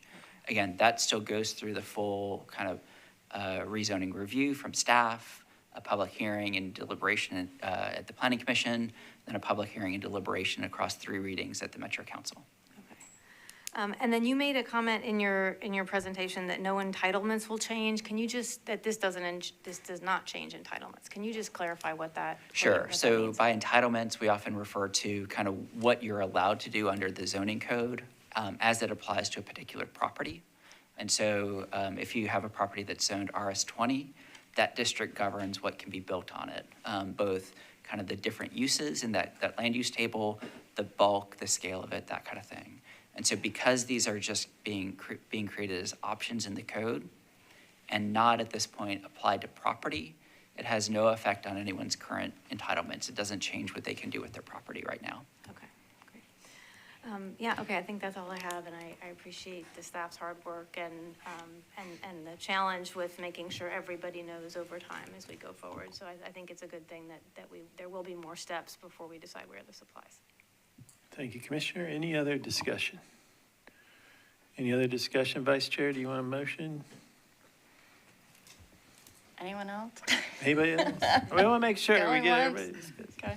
I will make, I've even forgotten what we're doing. I will make a motion that we support staff's recommendation to approve the substitute amendment for the housing and infrastructure RN and RL zoning districts.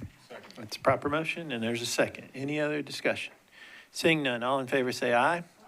Opposed, no. Ayes have it, and item 1 is adopted with the substitute. All right, so, Commissioners, we got 2 more. Almost 6 o'clock. I think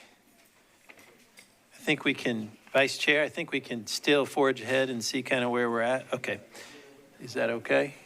All right, all the commissioners are in agreement. I always try to take a temperature of where everybody else, I always look to the right and the left. All right. Stuart's not here. He doesn't have to use the restroom. All right. Hold on 1 second. Hold on 1 second. Yeah. Yeah, Director, go ahead. And, hey, everybody, if we could get y'all's attention, we're still in a public meeting. Councilman Druffel? Druffel. I don't mean to call you out. I just wanted to make sure everyone knew, because there was some confusion about the last public hearing 4 weeks ago. We're about to hold 2 more public hearings around housing and infrastructure right now. You're invited to stay and give feedback. Those items will be deferred then to give more time for the commission to digest anything you say. And so I just wanted to make sure folks knew this is a 2-step process. So you're there are two other items that are part of the study, but if you want to stay and give feedback, we'll defer it then to give more time to do any additional work. If you have questions, that'll be a good opportunity for us to then go back and do work and come back again in October These are two other bills. I just want to make sure folks understood because there seemed to be some confusion about our public hearing schedule on the last item. So thank you for your Yes. indulgence. No, Chairman. that's great. Okay. And those items, for everybody to know, is items 14 and 15. And I do want to say thank you to Councilman Druffel and Councilor Gamble and all of the community that came out. So thank you. All right. So we are on to item number 14. Okay, All Dustin right, Shane, Dustin. Staff Planner. Item 14 is a text amendment related to H&I study dealing with R and RS districts and two-family uses. So just quick background, Greg went into much more detail, but with H&I Phase 1, there was a March findings report that recommended revising our bulk and design standards for certain districts to ensure that development more matches existing scale. Those were the RS, single-family residential, and R, one and two family residential zoning districts. Also simplifying the requirements for duplexes within our districts. Phase 2 in June, a recommendations memo was delivered. And Task 2C dealt with these items, improving the design quality in our R districts and RS districts, and simplifying the rules for two-family home uses in the R districts. So just a summary of those amendments that are now before you. One big highlight was the compatible height standards. So this was looking at reducing the maximum height in our R and RS zones from 3 stories to 2.5 stories, and then adding a formal definition of half story to increase clarity on how that's measured, and also introducing height limits to specific points in the structure, 24 feet to the eave or the parapet, and then 35 feet to roof ridge. And so this increases clarity and also closes some loopholes that existed in the code that resulted sometimes in some unexpectedly large structures.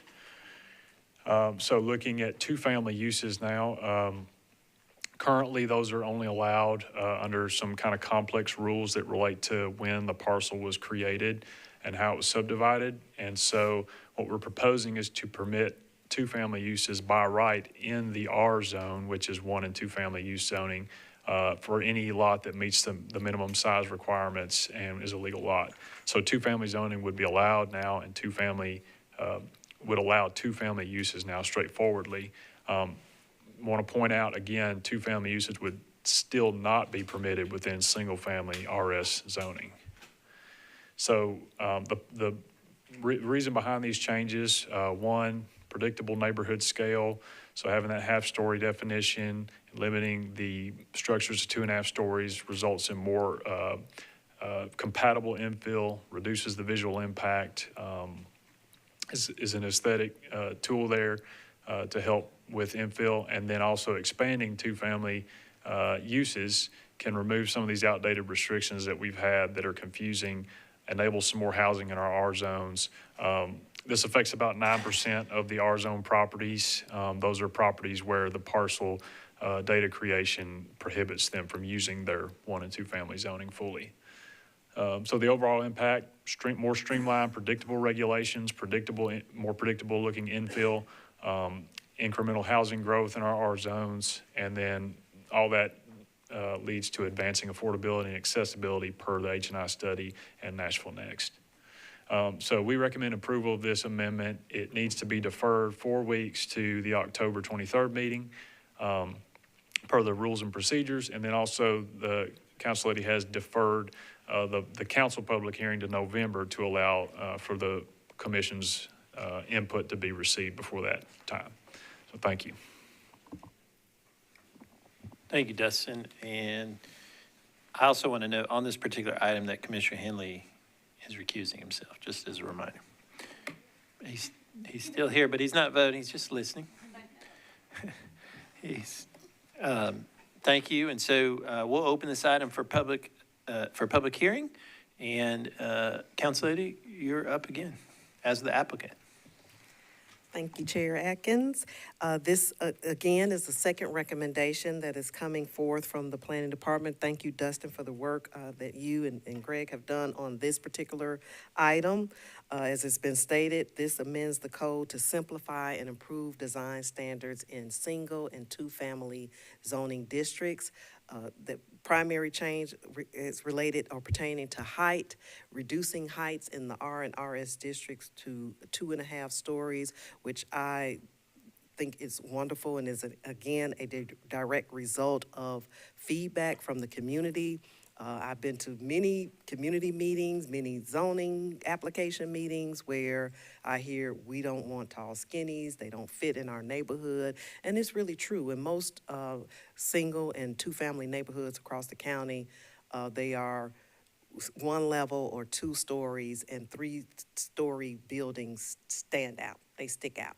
And so I think this is a great change to the code to address concerns that we've heard, have been hearing, particularly in suburban context, suburban areas related to height of buildings and being more compatible with existing neighborhoods.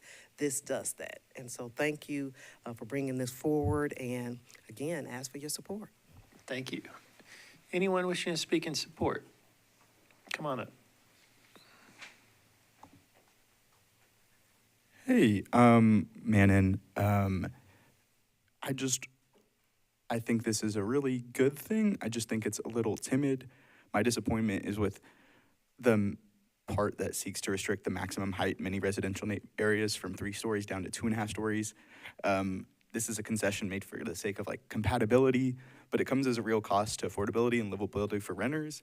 My friends and I rely on multi-bedroom roommate situations to split costs, and a 2.5-story design just kind of sucks when it comes to trying to find buildings that work for us. You know, I'd much rather have that room for living space and not for, you know, a porch. It cuts down on usable square footage and makes it harder for roommates to find an equal split. The design restriction actively works against the cost-saving shared living arrangement that keeps renters from being displaced.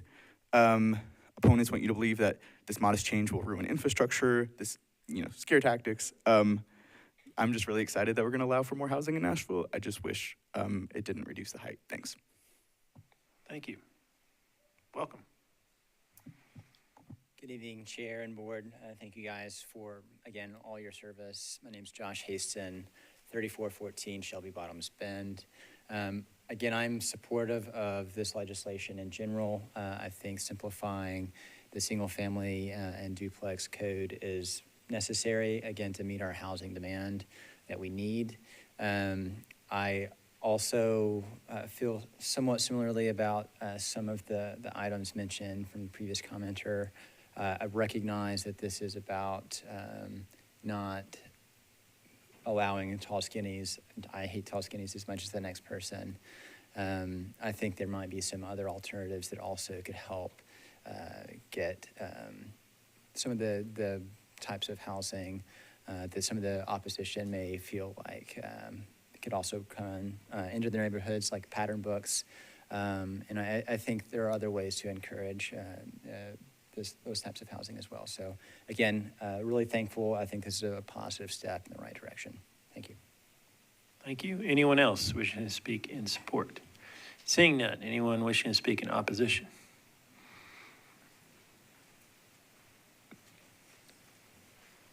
Welcome. Thank you, Chris Rimke, District 20. I'm going to bang the same drum I banged earlier, and that is that I can't tell you if I really like this bill or not. It recently came up and was proposed. The community outreach has really not happened on this particular piece of legislation, nor the next one, or really any of them that you're talking about right now that originated with council. I do think that's unfortunate. I think it's representative of the process problem we've been talking about. I think your expectation that community members are able to understand what you're doing, even though you guys have worked on it very hard. I don't doubt that one bit, but I do wish that we would be pressing for the council to provide a proper period for their constituents to understand what's going on. They feel not listened to. I get to hear all about it every day, and I'm sure they do too. But it is part of their responsibility for the legislation that they promote to provide that venue. And then that lets community members and that input come to you guys before you vote on it. So you know, I probably said all that needs to be said about that. I'm going back to my original request that these things get seen by the community with adequate period and adequate notice. Thank you. Thank you. Anyone else?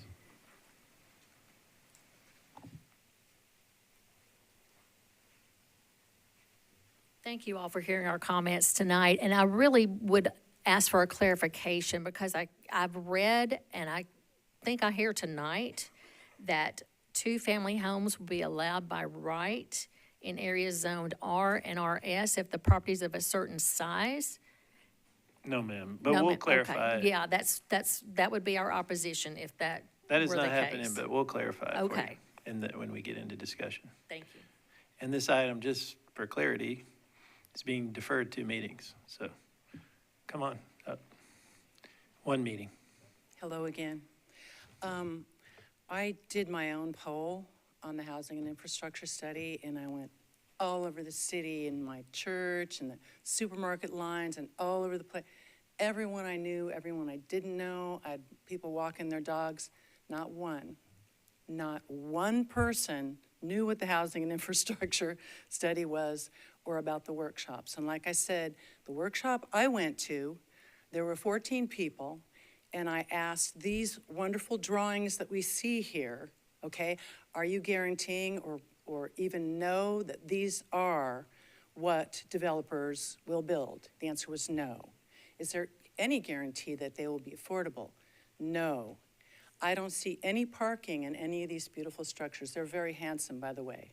They said, oh, we didn't put parking in, but we do know that street parking impedes emergency vehicles.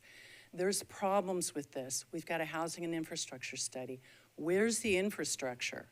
The infrastructure should be first and then the housing. People do not know. We're in a bubble here, okay? We're in a bubble. People are struggling. Our taxes went up because of all the building that's been going on, because all of it is at higher price. We're not going to get lower housing prices from this. I'm a realtor, I know. Houses are sitting on the market now.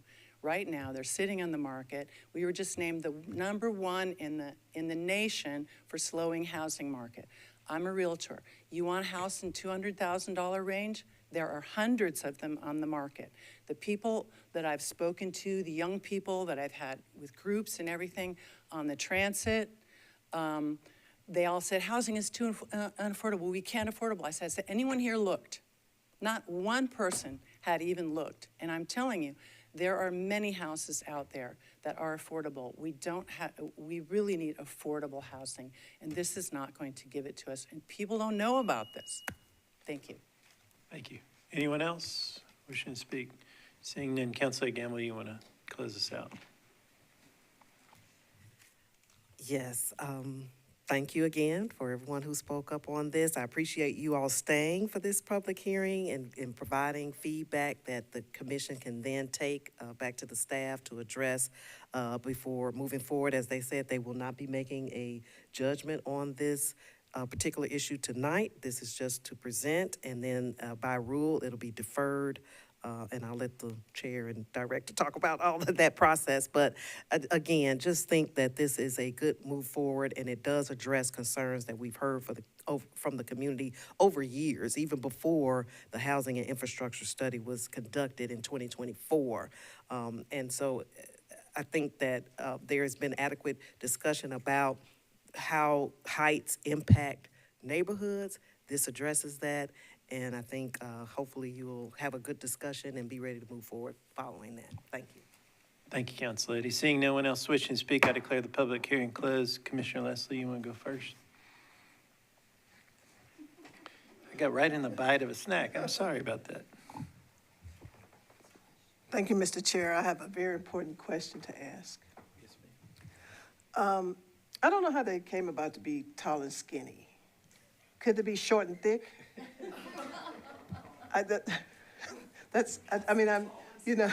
So 2.5 as opposed to 3, I don't know what the difference is, but I just wanted to make that clarification to be politically correct.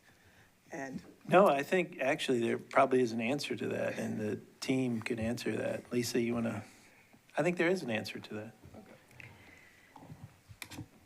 Sure. So We'll go back in history a little bit to talk about the evolution of two-family housing in Nashville and Davidson County. At one point in our not-too-distant history, duplexes, the definition of duplexes were written in a way that they had to be attached. There was at some point probably, I don't know, 20 years, 15 years ago, I'm not sure how long, there was an interpretation that that attachment could be a narrow, sort of skinny attachment. And so we started seeing two-family units that were not attached for 90% of the home, but that were attached with like a umbilical cord, I think they called it, literally, that attached the units, and it was maybe 8 feet wide, and it attached them. And that started to happen because there is a allowance in state law as horizontal property regimes as a selling type. So it's not a subdivision, but it's a type of sale where essentially you buy the land, but not, and then you're in a homeowners association with the unit that's next to you. It's more sellable to some degree for them to be not completely attached along the common wall. And so there was this evolution where people started building them somewhat separated, probably 6 feet apart, but with this attachment. And then the people of Nashville were like, well, we really don't like that attachment. Like, that's super weird. And so the code was then modified to redefine, or the zoning code was amended to redefine duplexes to say that they could be attached fully along the wall or detached, okay? So then at the point where we decided that we could detach them, we started seeing a lot of the sort of really narrow and tall. There has since been another amendment to the code that said if you're going to detach them, then the height of a building has to be proportional to the width.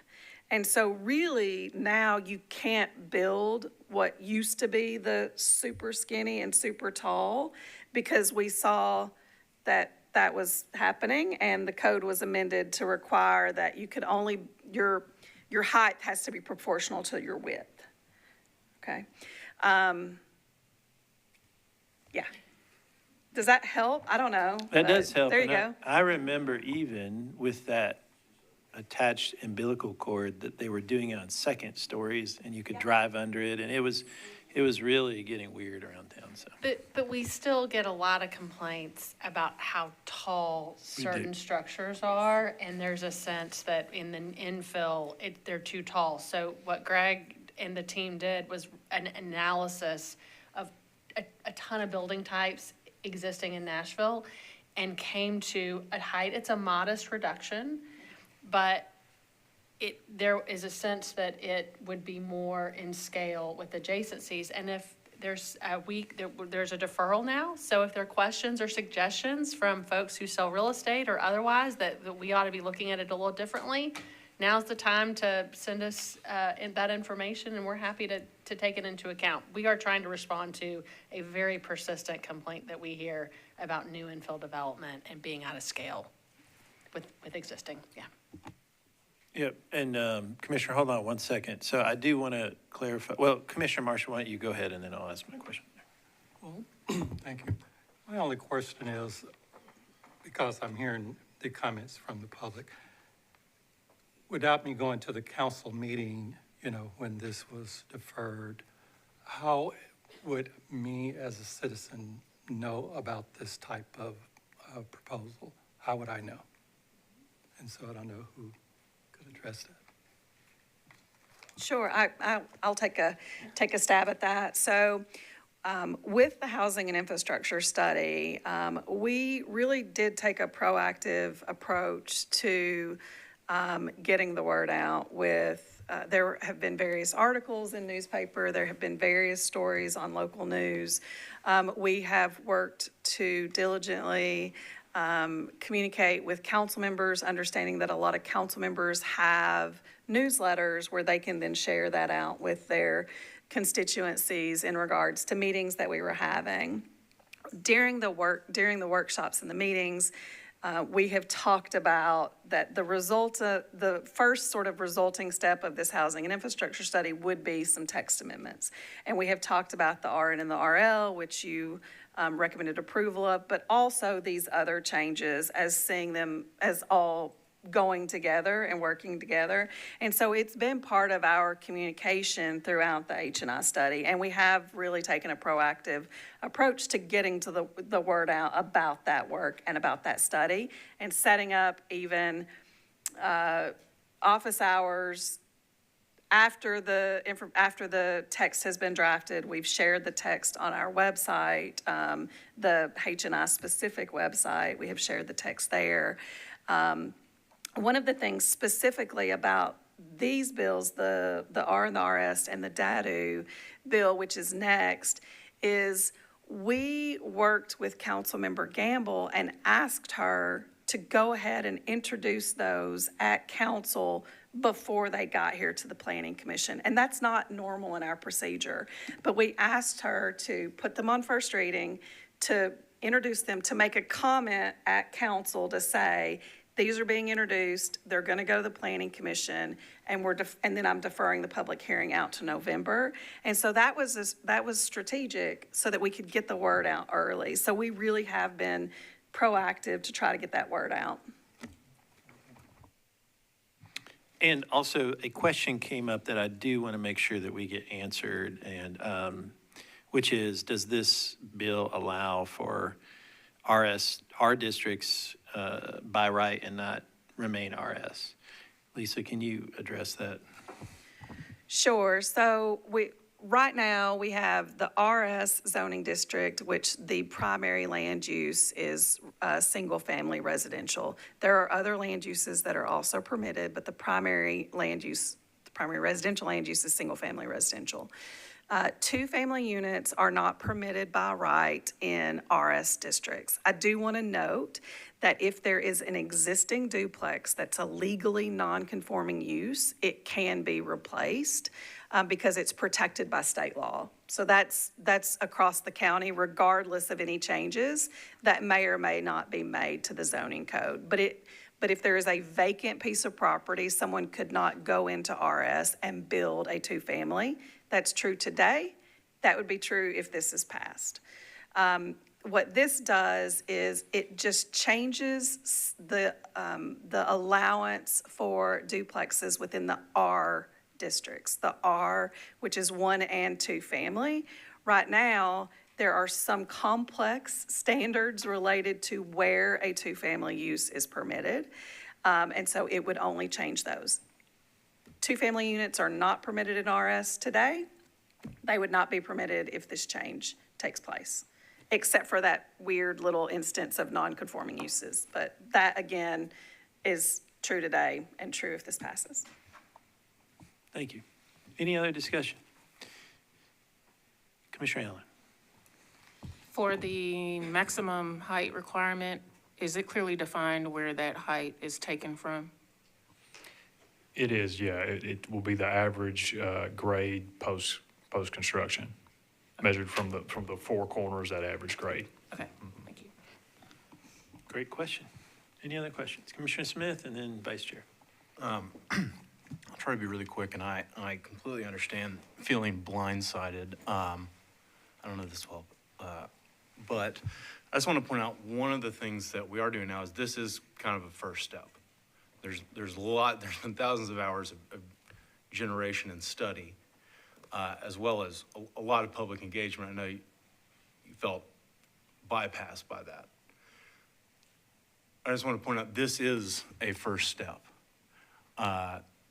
This is now being introduced. We're, by our own rules, automatically deferring it to give more time for people to come out. Then it goes to council, who does another 3 readings and 1 or 2 public hearings. We give it an opinion. We give advice. We're not really a political body. It's supposed to be based on planning principles. The council is obviously the more political beast. So I don't know if that helps at all, but this is part of the process. It's also super easy to recommend work for other people, but it would be great if there was like some sort of alert newsletter, not exactly, but alert sign up. Does planning have one? Okay, I thought we did. I thought we probably have several. But I think on the planning department website, there are things you can sign up for that you do get emailed about countywide zoning changes, especially if you're head of an organization, like a neighborhood organization. That's a great way. That's how I've been informed sometimes before I was on this board. That's a great way to kind of keep your neighborhood involved, just have one or two people kind of look for those. And I hope we'll make sure that they're labeled appropriately and getting the information out. But that's because we want to be proactive. We actually had something about a year ago that looked into sending a mailer to every single person in Davidson County when there was a countywide zone change. And that sounds like a great idea until you realize that by June, you've bankrupted the planning department. It costs several $100,000, and every time and then it's deferred, and then it's revised, and it just is going to cost millions of dollars, and that's more than we have. So we have to work together, and so I hope everyone will go to the planning department website, check out some of the tools that you can, try to keep yourself informed, and as far as planning principles, I like it, so let's do it. And Director, why don't you just before Vice Chair speaks, remind us how to sign up and the items that we've done over the years to be more transparent. We invested in a public engagement platform on this, so we have a running feed of input and that we can provide answers on the website. We have a sign-up form as part of that. I see Rochelle, you come give the link. We have a sign-up sheet. We have, Rochelle, you want to take it from here? Yeah, Rochelle Albright, Chief of Staff. How are you guys? Thank you. So we do have a dedicated website, engage.nashville.gov/housing and infrastructure. You can see all the videos, including presentations that we've given. You can also sign up for an H&I specific newsletter that often talks about when we're doing office hours, when we're having events, all of those things. So that does exist. It's also, if you go to nashville.gov/MPC, you can get to that website at the top of the page. So that's there as well. And if you would just talk to I Yes. think that Hello. they're writing down furiously, and if you'll talk to them after the meeting and then to explain how to do all Happy to those do things. that. I know you would. Thank you so Chair. much. All right, Vice Chair. I was going to make the same point that Commissioner Smith said, but he did a much better job than I was going to. I was just going to point out the fact that we actually did just adjust our rules recently for these countywide text amendments, because this two-meeting deferral is a new thing as of this year, I think. Yeah. So we are aware that when there are countywide action, it has a big impact, and that we need to take steps to try to figure out how to inform people. But Commissioner Smith did a much better job laying it all out. Lovely job, actually. Any other discussion? Commissioner Dunn. One of the members of the public, and I've heard this on many of our meetings for many things that come up, is, do infrastructure first and then the housing. And I would just love to hear from the staff, sort of your perspective on that, our role and what we can and can't do regarding infrastructure, how that plays into when we get, the staff report that does have feedback from these infrastructure groups like Metro Water, that kind of thing.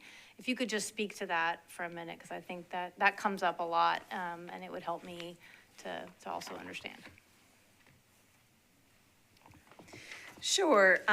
So when we're thinking about infrastructure, there are different levels of infrastructure, I would say. So it's probably not as much of a systems level consideration for a text amendment like this one, where this has a pretty small impact on the number of properties that could now have a unit could now have two units that could previously have one. For each of those, they would go through building permit review, and at that time, they would be required to meet any of the existing regulations in regards to stormwater, that are adopted by the city. And so anytime a building permit comes in, it's reviewed by Metro Water Services to make sure that there's water capacity, sewer capacity, if those exist. If it's not on sewer, then of course the health department would look at it for septic. That's not generally an issue with the R districts. They're typically where we have sewer. Metro Stormwater would look at them for stormwater review to make sure that the stormwater runoff is handled on site.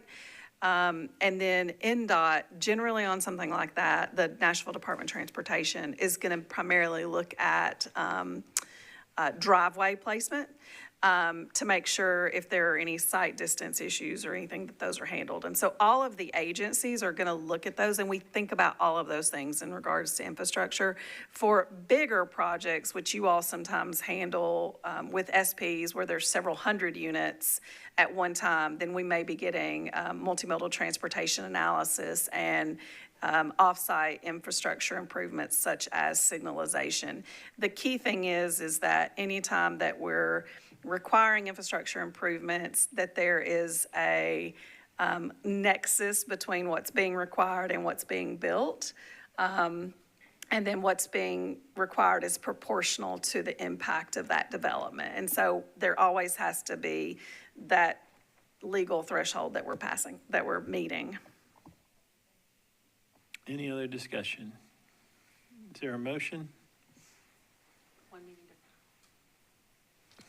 I'll move to recommend approval. Or, No. I'm sorry, 1 or 2 meetings? One meeting? October I move- 23rd. I move October for a 23rd. 1 meeting deferral. To October 23rd. That's a proper motion. Is there any, there's a second, any other discussion?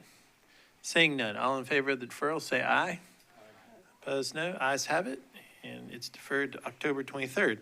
All right, that leads us to item 15, and Dustin, you're taking us through this one as well. This is also a text amendment related to the H&I study. It's detached accessory dwelling unit expansion.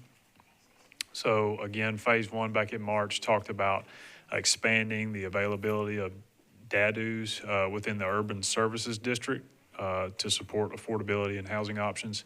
And then June, that recommendations memo also identified DADU expansion as part of this suite of amendments. So currently, DADUs are allowed only on lots that are in DADU overlays or historic overlays and that have alley access. Maximum living space is capped at 700 square feet. Footprints are limited, as you see on the screen there, based on your lot size. Short-term rentals are not allowed in new DADUs, in the DADU overlays currently. And then the DADU overlay is only able to be applied in the UZO and in the Highland Heights study area. So with the proposed amendments, this would allow DADUs throughout the Urban Services District, the USD, and then it would allow the DADU overlay to be applied out in the GSD. This would remove the 700 square foot living space cap and instead regulate the size based on the footprint, height rules, and then proportionality to the main structure. The footprints based on your lot size would be increased slightly based on a study of some peer cities. And then I want to point out, though, that the DADU would still have to be smaller, shorter, and subordinate and behind the principal structure. One owner-occupied STR would be allowed per single-family home in these DADUs in the USD. That's currently an owner-occupied STR is allowed with a single-family home without a DADU, so we're not taking that away with this. And this would also separately increase the accessory structure footprint allowance in the same degree. So this would broaden DADU eligibility, remove the overlay and lot size restrictions, and make more households eligible for DADUs, which would increase housing flexibility. The larger footprints would allow more functional units, 2 to 3 bedrooms sometimes. It would remove the rigid living space cap, instead make the size based, as I said, on proportionality to the structure and then other height controls.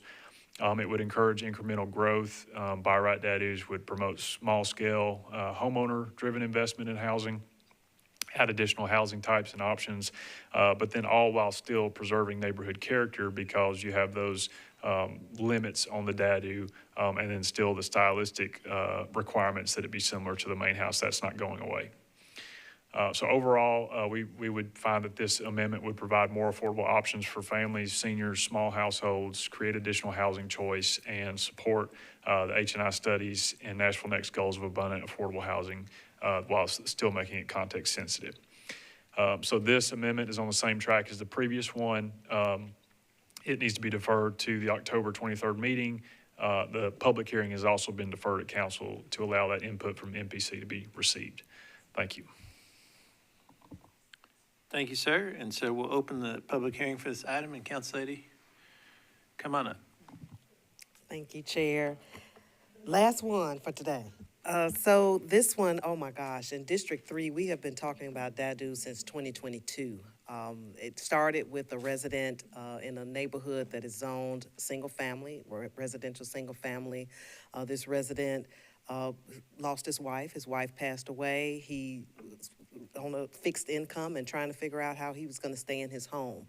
He lived close to the corridor. In fact, the property right next door to him was zoned office residential.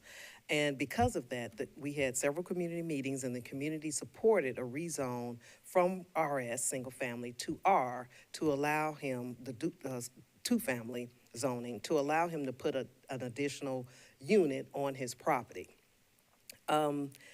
And now he's able to stay in his home and rent out that property. But in addition to that, I've gotten other requests that I haven't facilitated because those properties weren't near a corridor where there was other zoning that would allow the two-family zoning. But they too would like to be able to build a detached dwelling on their unit, on their property for an aging parent that's moving back home or an adult child who is moving back home. And so this expansion of the land use of DADUs in the urban service district is very much wanted. I've heard many comments from residents across the District 3 that I've talked to at various community meetings since 2022 about this expansion. The fact that this actually has standards, which the R zoning, has standards for another unit, not a detached unit for the primary residence. I think this makes it more clear of what's allowed, and it makes it more comfortable for residents in single-family neighborhoods or two-family neighborhoods to be comfortable with having this allowance because there are restrictions on the size of the unit based on the size of the lot, because the detached dwelling is a part of the primary residence and cannot be sold as a separate residence. It cannot be permitted with a STR separate from the permanent residence. So there are a lot of restrictions and requirements and standards built into this DADU land use expansion that I think address a lot of the concerns that I've heard from residents in my district as well as other districts. And I appreciate the work that the staff has done on this. And again, I support it and know that you all have the process of deferral, which I think is great to allow more engagement. I'm anxious to hear comments from the public for the public hearing today, but we'll continue discussions as we have with the other two cases. So thank you. Thank you, Council Lady. Really appreciate it as the applicant. So anyone wishing to speak in favor? Come on up. Welcome back. Thank you, Chair.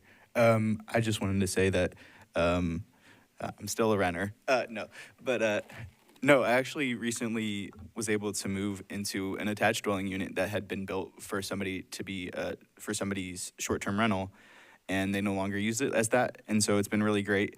It's built on a beautiful street that has lots of trees, and so I think it really fits into neighborhoods. I just really think we should allow for more housing in Nashville, and I'm really excited that we're going to give Nashvillians the option to allow their grandparents to stay, to allow for their children to stay. And so I really hope we can pass this in a couple weeks. Thank you. Thank you. Welcome. Hello again, Josh Haston, District 6, 3414 Shelby Bottoms Bend. Again, I'm very supportive of this legislation. I think this is a great way for incremental development to happen, to allow for folks that maybe can't afford to live in these high-quality districts to have another opportunity to rent from someone who does. The only thing that I would change about this that I don't foresee happening is I wish there were an opportunity for these to be parceled out as for sale. But again, I don't foresee that happening. I think that option would allow for folks, because of the limited size that it's allowed under this proposed legislation, it would allow for folks to potentially afford, since nobody's going to pay $500,000 for 850 square feet. So really appreciate it. Again, I hope you support this. Thank you. Thank you. Anyone else wishing to speak in support? Seeing none, anyone wishing to speak in opposition? Come on up. I'm back. Okay, so we're trying to give affordable housing, yet if I have a $400,000 house and I spend $200,000 or $170,000, whatever, to put a dadu in, I now have a $600,000 house when it's sold, and it will be. Houses always get sold, so in the future, we will have much more expensive houses. So there's that. Number two, ladies, we all know one size doesn't fit all, right? I'm glad yours fit perfectly in your neighborhood, and I'm sure these would be, I agree, these should be available in some neighborhoods. There are other ones where it's an actual danger. I live on one of the longest dead-end streets in the US, okay? There are miles to the next outlet, and there are thousands of homes with mile-long side streets leading into one little thing, okay?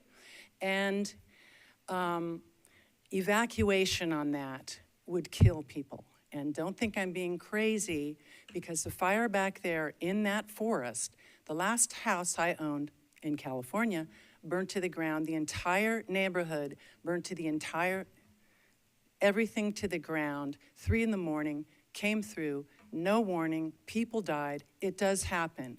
And I am a sitting duck. If you put more houses in there, there's not going to be parking. There's going to be parking in the street. One house, one car on that street, if there's a fire and people are trying to evacuate or anything, shootings or whatever that is, you're killing people. So it doesn't fit in every neighborhood. And I'm telling you, it does not fit in my neighborhood.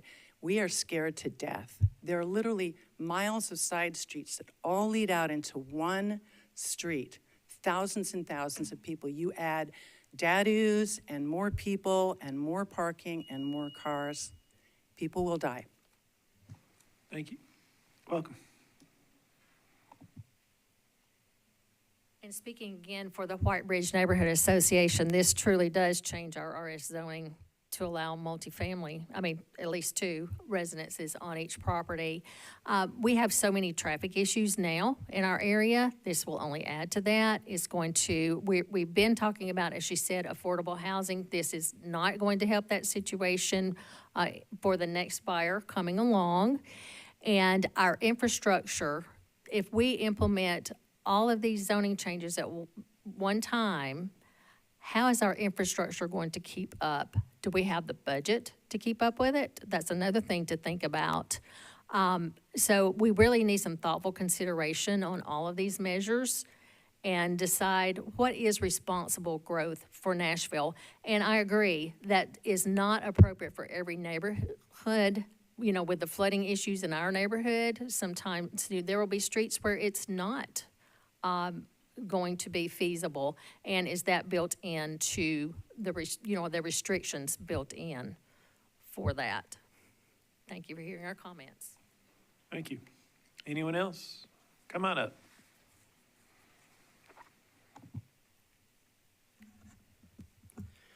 My name is Bob Cooper, and I live at 5632 Knob Road out in West Nashville.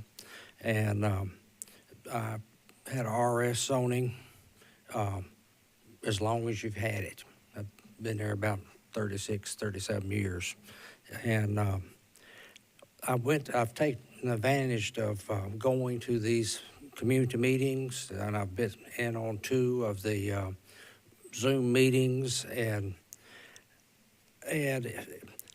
it's been said that, y'all weren't going to be changing my RS. And because I really do like my RS, and I helped get it there in the neighborhood back in the day.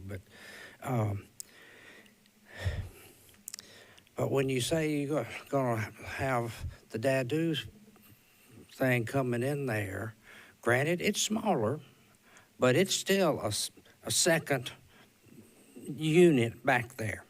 Common sense says it is a second thing, and it may not be taking the RS away, but it sure is weakening it a lot. And so I just wanted to pass it on. That's how I feel about it. I hadn't planned on talking tonight, but please consider that. Put it out in all the R's. But let RS be RS, because it's going to be weakened up. If all this other passes, it's going to be, people are going to be able to change it. But anyway, thank you so much for your time, and I appreciate all the good work that the staff do too. So y'all have a good evening. Thank you, sir. Appreciate it. Anybody else? Come on up. Chris Rimke, District 20. I'm going to keep banging the gong I've been banging all evening, and that is the need for communications around all of these things. And, for 4 decades, I spent my energy on the developer side of the table and then wound up agreeing to do this role with Save Our Nashville Neighborhoods. And it's been really interesting for me. One of the early things I experienced was having Antoinette and others call me going, we don't have any idea what you just said at the meeting. And I sat here a while ago listening to us talk about, well, we're going to have DADUs in the USD, and then there's going to be provisions for the GSD, and then we're going to make sure the STRs are taken care of, and it'll all be dealt with in the CCM.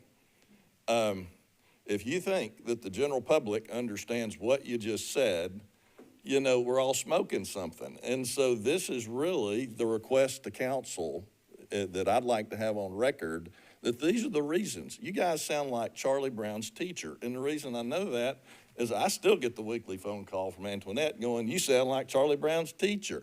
And so I've got to work really hard at it. And so there's this mutual professional vocabulary that we all get accustomed to that other people aren't trained in.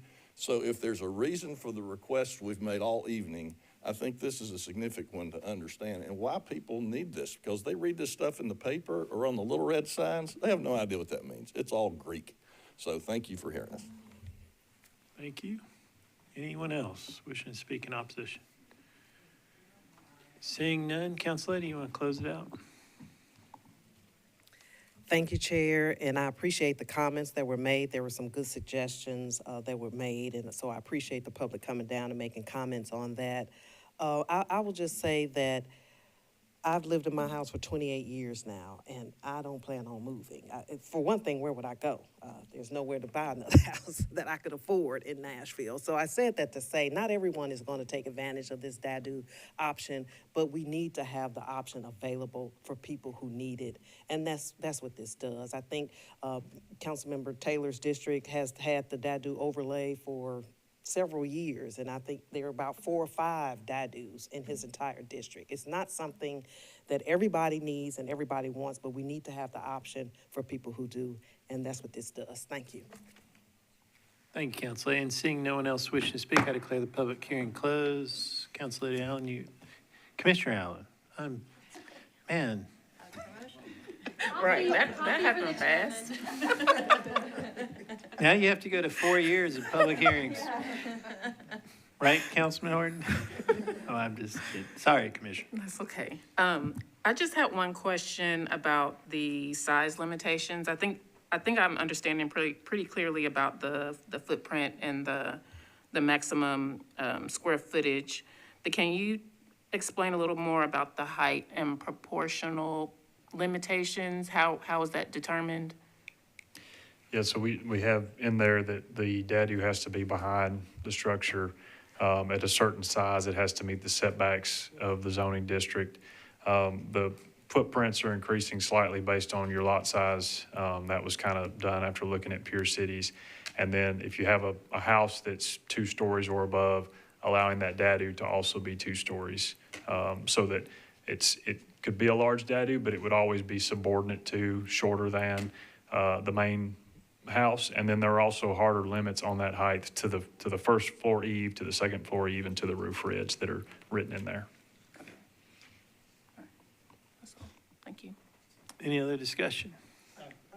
Oh, Commissioner Marshall, then Commissioner Leslie, and then Commissioner Dunn. Ladies first, Commissioner Leslie. Ladies first.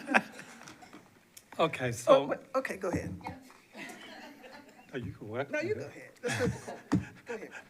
Go ahead. Okay, so first of all, let me say, I do think this is a great idea to create this type of a product for certain situations.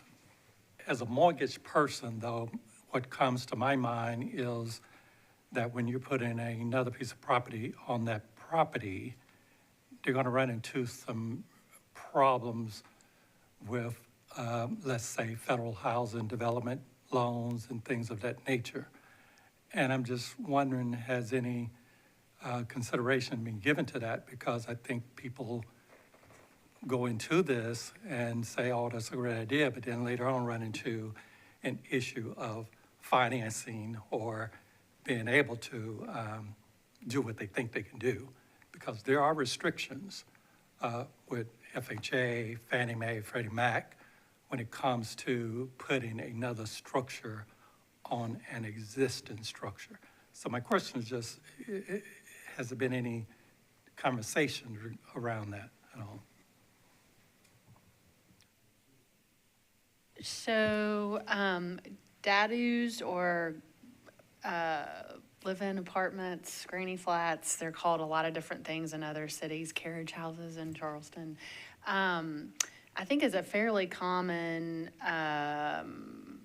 typology of housing, but if you, and then they're separate, just to be, I hope that's clear, they're separate from the primary structure, but if, I hear your question, and it sounds like it needs a legal answer, and so instead of putting our attorney on the table, when we come back, that's the whole reason for the deferral. If you have, we can work with you to make sure that question, we understand it, and we can seek that advice, and then come back and report back to you if there ever been any issues that we're aware of with existing dadus in the city and that kind of work, and we can come back and report out. Would that work? That will work. Okay. But I will share with you that we run into issues where someone has put a storage building on their property. Got it, okay. And it creates a title lien issue.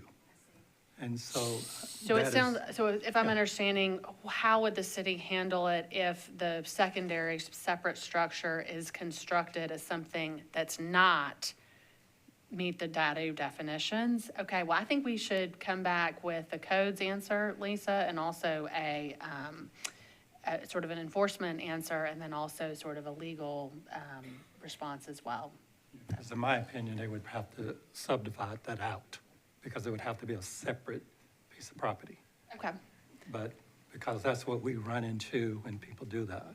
Sure. So I just would love that to be washed out a little bit more. Okay, great. Commissioner Leslie. I have a couple of questions, and I agree with the gentleman. I think sometimes, we're here and we know it. Some of us know more than other people, but I think it's important that we be a little bit more, I don't want to say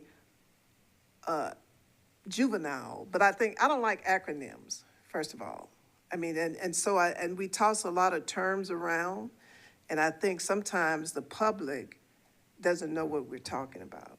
And so I think it is important for us to come down a little level, maybe to explain things a little bit more so they could understand it more. That's one thing. The other question I had is kind of following what you think. I was wondering, what is the difference, and I use Councilperson Gamble's scenario of the gentleman that needed to rent the other, had to have a dadu to rent the other part out so he could stay there. But I mean, why could that person not sell it? I mean, why is there a distinction between he can rent it or whether he can sell it? And I don't know why that is, I don't know if that makes a difference, but I'm just wanting to know, why is there a distinction? I see it's very, you say that he can't sell it separately. Why not? That's the question I want to know. I mean, he still would have income. So what's the difference in renting it or selling it to a separate person? A dadu. Sure, so I can Sure. address that, and we did have some conversations around that.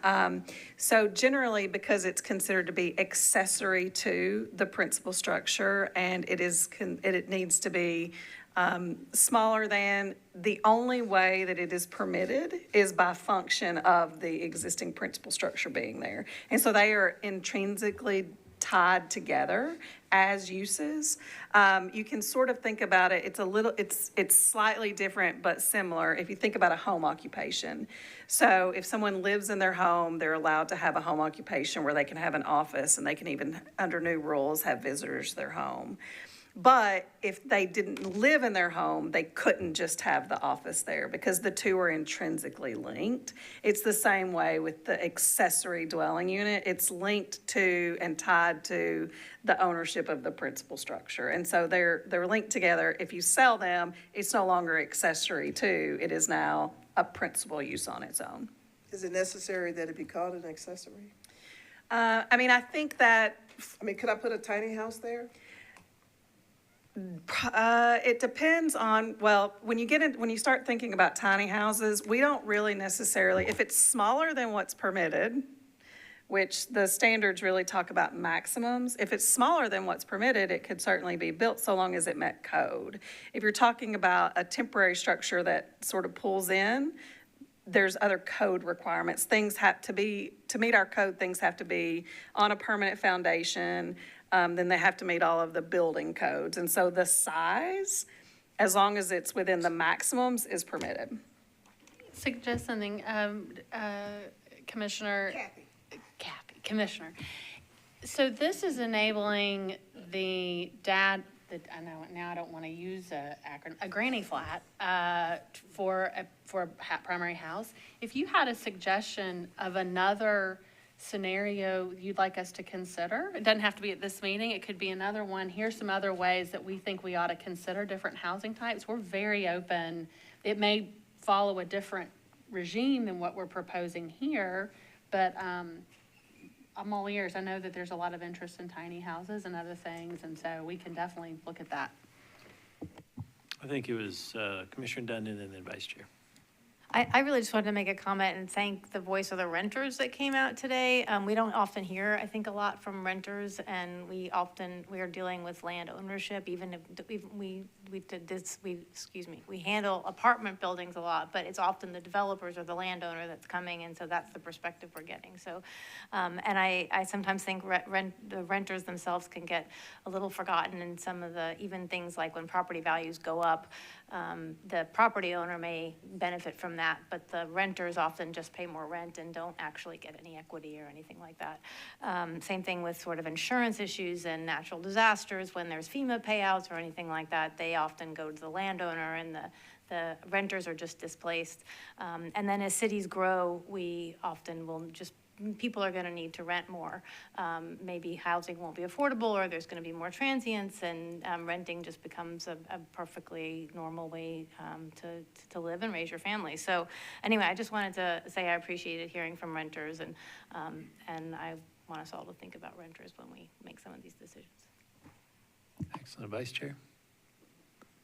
I'm perplexed still thinking about some of these issues down here. So one, I think we can look into the mortgage financing issues. I mean, I'm happy to look into that too. Okay, that'd be great. In terms of the idea of selling, and wouldn't you have to subdivide the land so that you'd have a separate parcel to, I mean, I think that gets you into a whole different legal bunch of issues.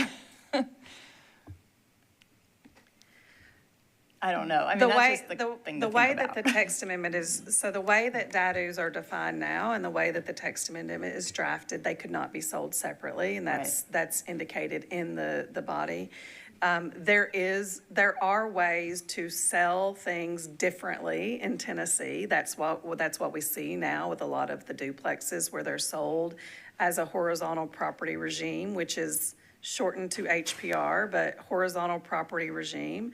So we do see a lot of things that are sold that way. There could be some questions around if something is built as accessory and then it is sold, does it then imply somehow that the owner of the house has more rights or privileges than the person that is in something that was determined to be an accessory? None of what we have proposed indicates that they can be sold separately. They're tied together, like we said.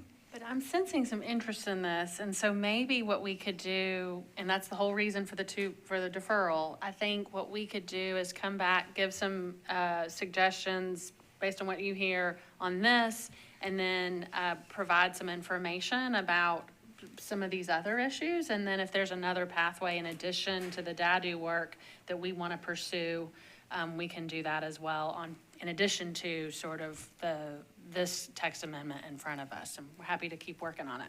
I mean, I actually personally fear this could open up a huge can of worms if we started talking about them being for sale, but I don't know all the legal side to it, but my question actually relates more to what was brought up, and that is, right now we do have really clear restrictions on where we can have daddies and with the need to have access to an alley. I really like the idea of expanding this countywide, but I do recognize that all streets are not created equal and that there may be some areas where it just doesn't make sense. And so I'm just wondering, had we looked a little bit at are there a few other little requirements that need to be in place to make sure that the area is ready to take on additional units? So, sure, but first of all, for clarification, to make sure that we're all sort of under the same understanding, the proposal would permit detached accessory dwelling units as an accessory use within the RS districts within the urban services district, so not countywide. It would then it would also allow for detached accessory dwelling unit overlays to be able to be applied outside of the urban services district, which is within the general services district.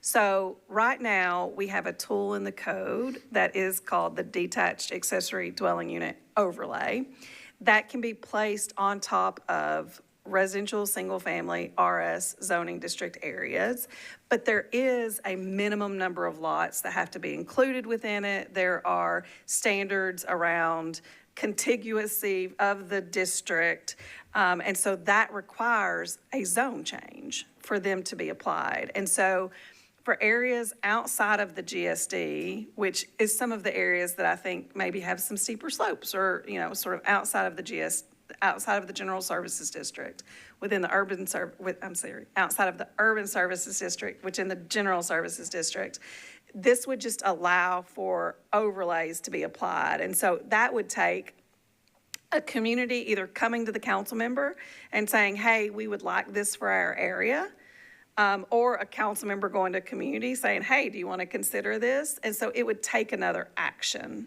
that wouldn't happen just with the adoption of this. It just opens up an option in the general services district for an overlay. But we feel pretty comfortable that we do have, our infrastructure resources are targeted in the urban services. Right. We feel fairly comfortable that DADUs could be accommodated pretty much anywhere. Yes, and we still kept there still are standards. If there's an alley, then access has to be from the alley. It still limits the number of driveways. It limits the location of the driveway. You still would have to go through any required stormwater review. So it still has other standards. It doesn't sort of just open it up and allow it. There are still other standards that you have to meet in regards to the location and the access. Okay. Yeah. Hearing your inquiry, during the deferral period, we're happy to have that discussion at staff, and we can come back and give you any additional feedback. Just like we did with the first item, we refined some things. We're happy to take a look. Yeah, I mean, I and think just it's reaffirm. if it's, I don't know. I mean, so the example of the longest road that all feeds out, I don't know. I don't know what the things we'd look for would be that would say this is a street that's not appropriate for this, but if that's something you can think of. So it sparked my interest into one thing. I know that we looked at sister cities. Do we know if the sister city has implemented this policy? Like, has there been a mad rush? Do we have like a rough number on how many we expect, Dustin? Or do we know what happened in other cities? I think that's a question I would like to have answered is, what have other cities experienced in this field when they change the zoning? I think that would be helpful for us. And we do have some good experience of our own in regards to, like Councilmember Gamble mentioned, where overlays have been placed on areas. We have permit data to show how many have been built. And then a lot of our historic neighborhoods have permitted dados for decades, probably. And so we have experience in how many permits have been issued. That would be helpful, too. Yeah. Perfect. Good discussion. Any other questions? Yeah, Commissioner Dundon. All right, one more quick question. Is there a limit to the number of people, humans, that can be in there? I know there's living space and bedroom limits based on the size and all that, but. Sure, so that's a function of Title 16 of our zoning code in regards to occupancy limits. Okay, and So that'd be the that same. wouldn't change, yeah, and it's based on bedrooms and some square footage as well. And so that is also, that's already in a different part of the code. Okay, great. All right, we need a motion to defer for transparency purposes and communication purposes. We need a motion to defer to the October 23rd meeting. Is there No, we'll need somebody to make a motion, Councilman. If you'll make the motion, that'd be good. Move to defer to the October 23rd meeting. That's perfect. Thank you, Councilman. That's a proper motion. Second, any other discussion? Seeing none, all in favor of the deferral, say aye. Opposed, no. Ayes have it, and it's adopted. And I do want to say thank you for everybody coming out. I know, look, we're all volunteers for this commission. Some of us have been here a long time, some of us have not, but everybody loves Nashville, and everybody is committed to this, and I want you to know that, and especially me. I know all the other commissioners are. So we love this city. We try to do the right thing, and I want to just say thank you for coming down. It's a pleasure to serve, and I know that I thank the commissioners for being volunteers. So thank you very much for coming down. All right, so that leads us to, we're still in other business. Historic, and Commissioner Smith left, so Parks, Commissioner Henley, Parks, any update? Thank you for recognizing me, Chair. No updates since our last meeting. All right, and Executive Committee, we are trying to schedule some more workshops, I think in October. I've got to work on that with the staff, and so those will be forthcoming. We try not to wear everybody out, but we got a lot of big issues coming up, so as you can see. And anything else, Vice Chair, on? Nope, okay. Director, do you have anything? Just thank you all for your service, and I want to acknowledge everybody who participated in the H&I work so Absolutely. far. And just raise your hand. I think we should give them a round And of now applause. do this. Just pat yourself. It's been a tough, challenging project, but Greg, Katie, everyone. Thanks, everybody. Thank you for all your hard work. Amazing team. All right. And Councilman Horton, legislative update. No updates. All right. Seeing no other business before the commission, is there a motion to adjourn? We're adjourned.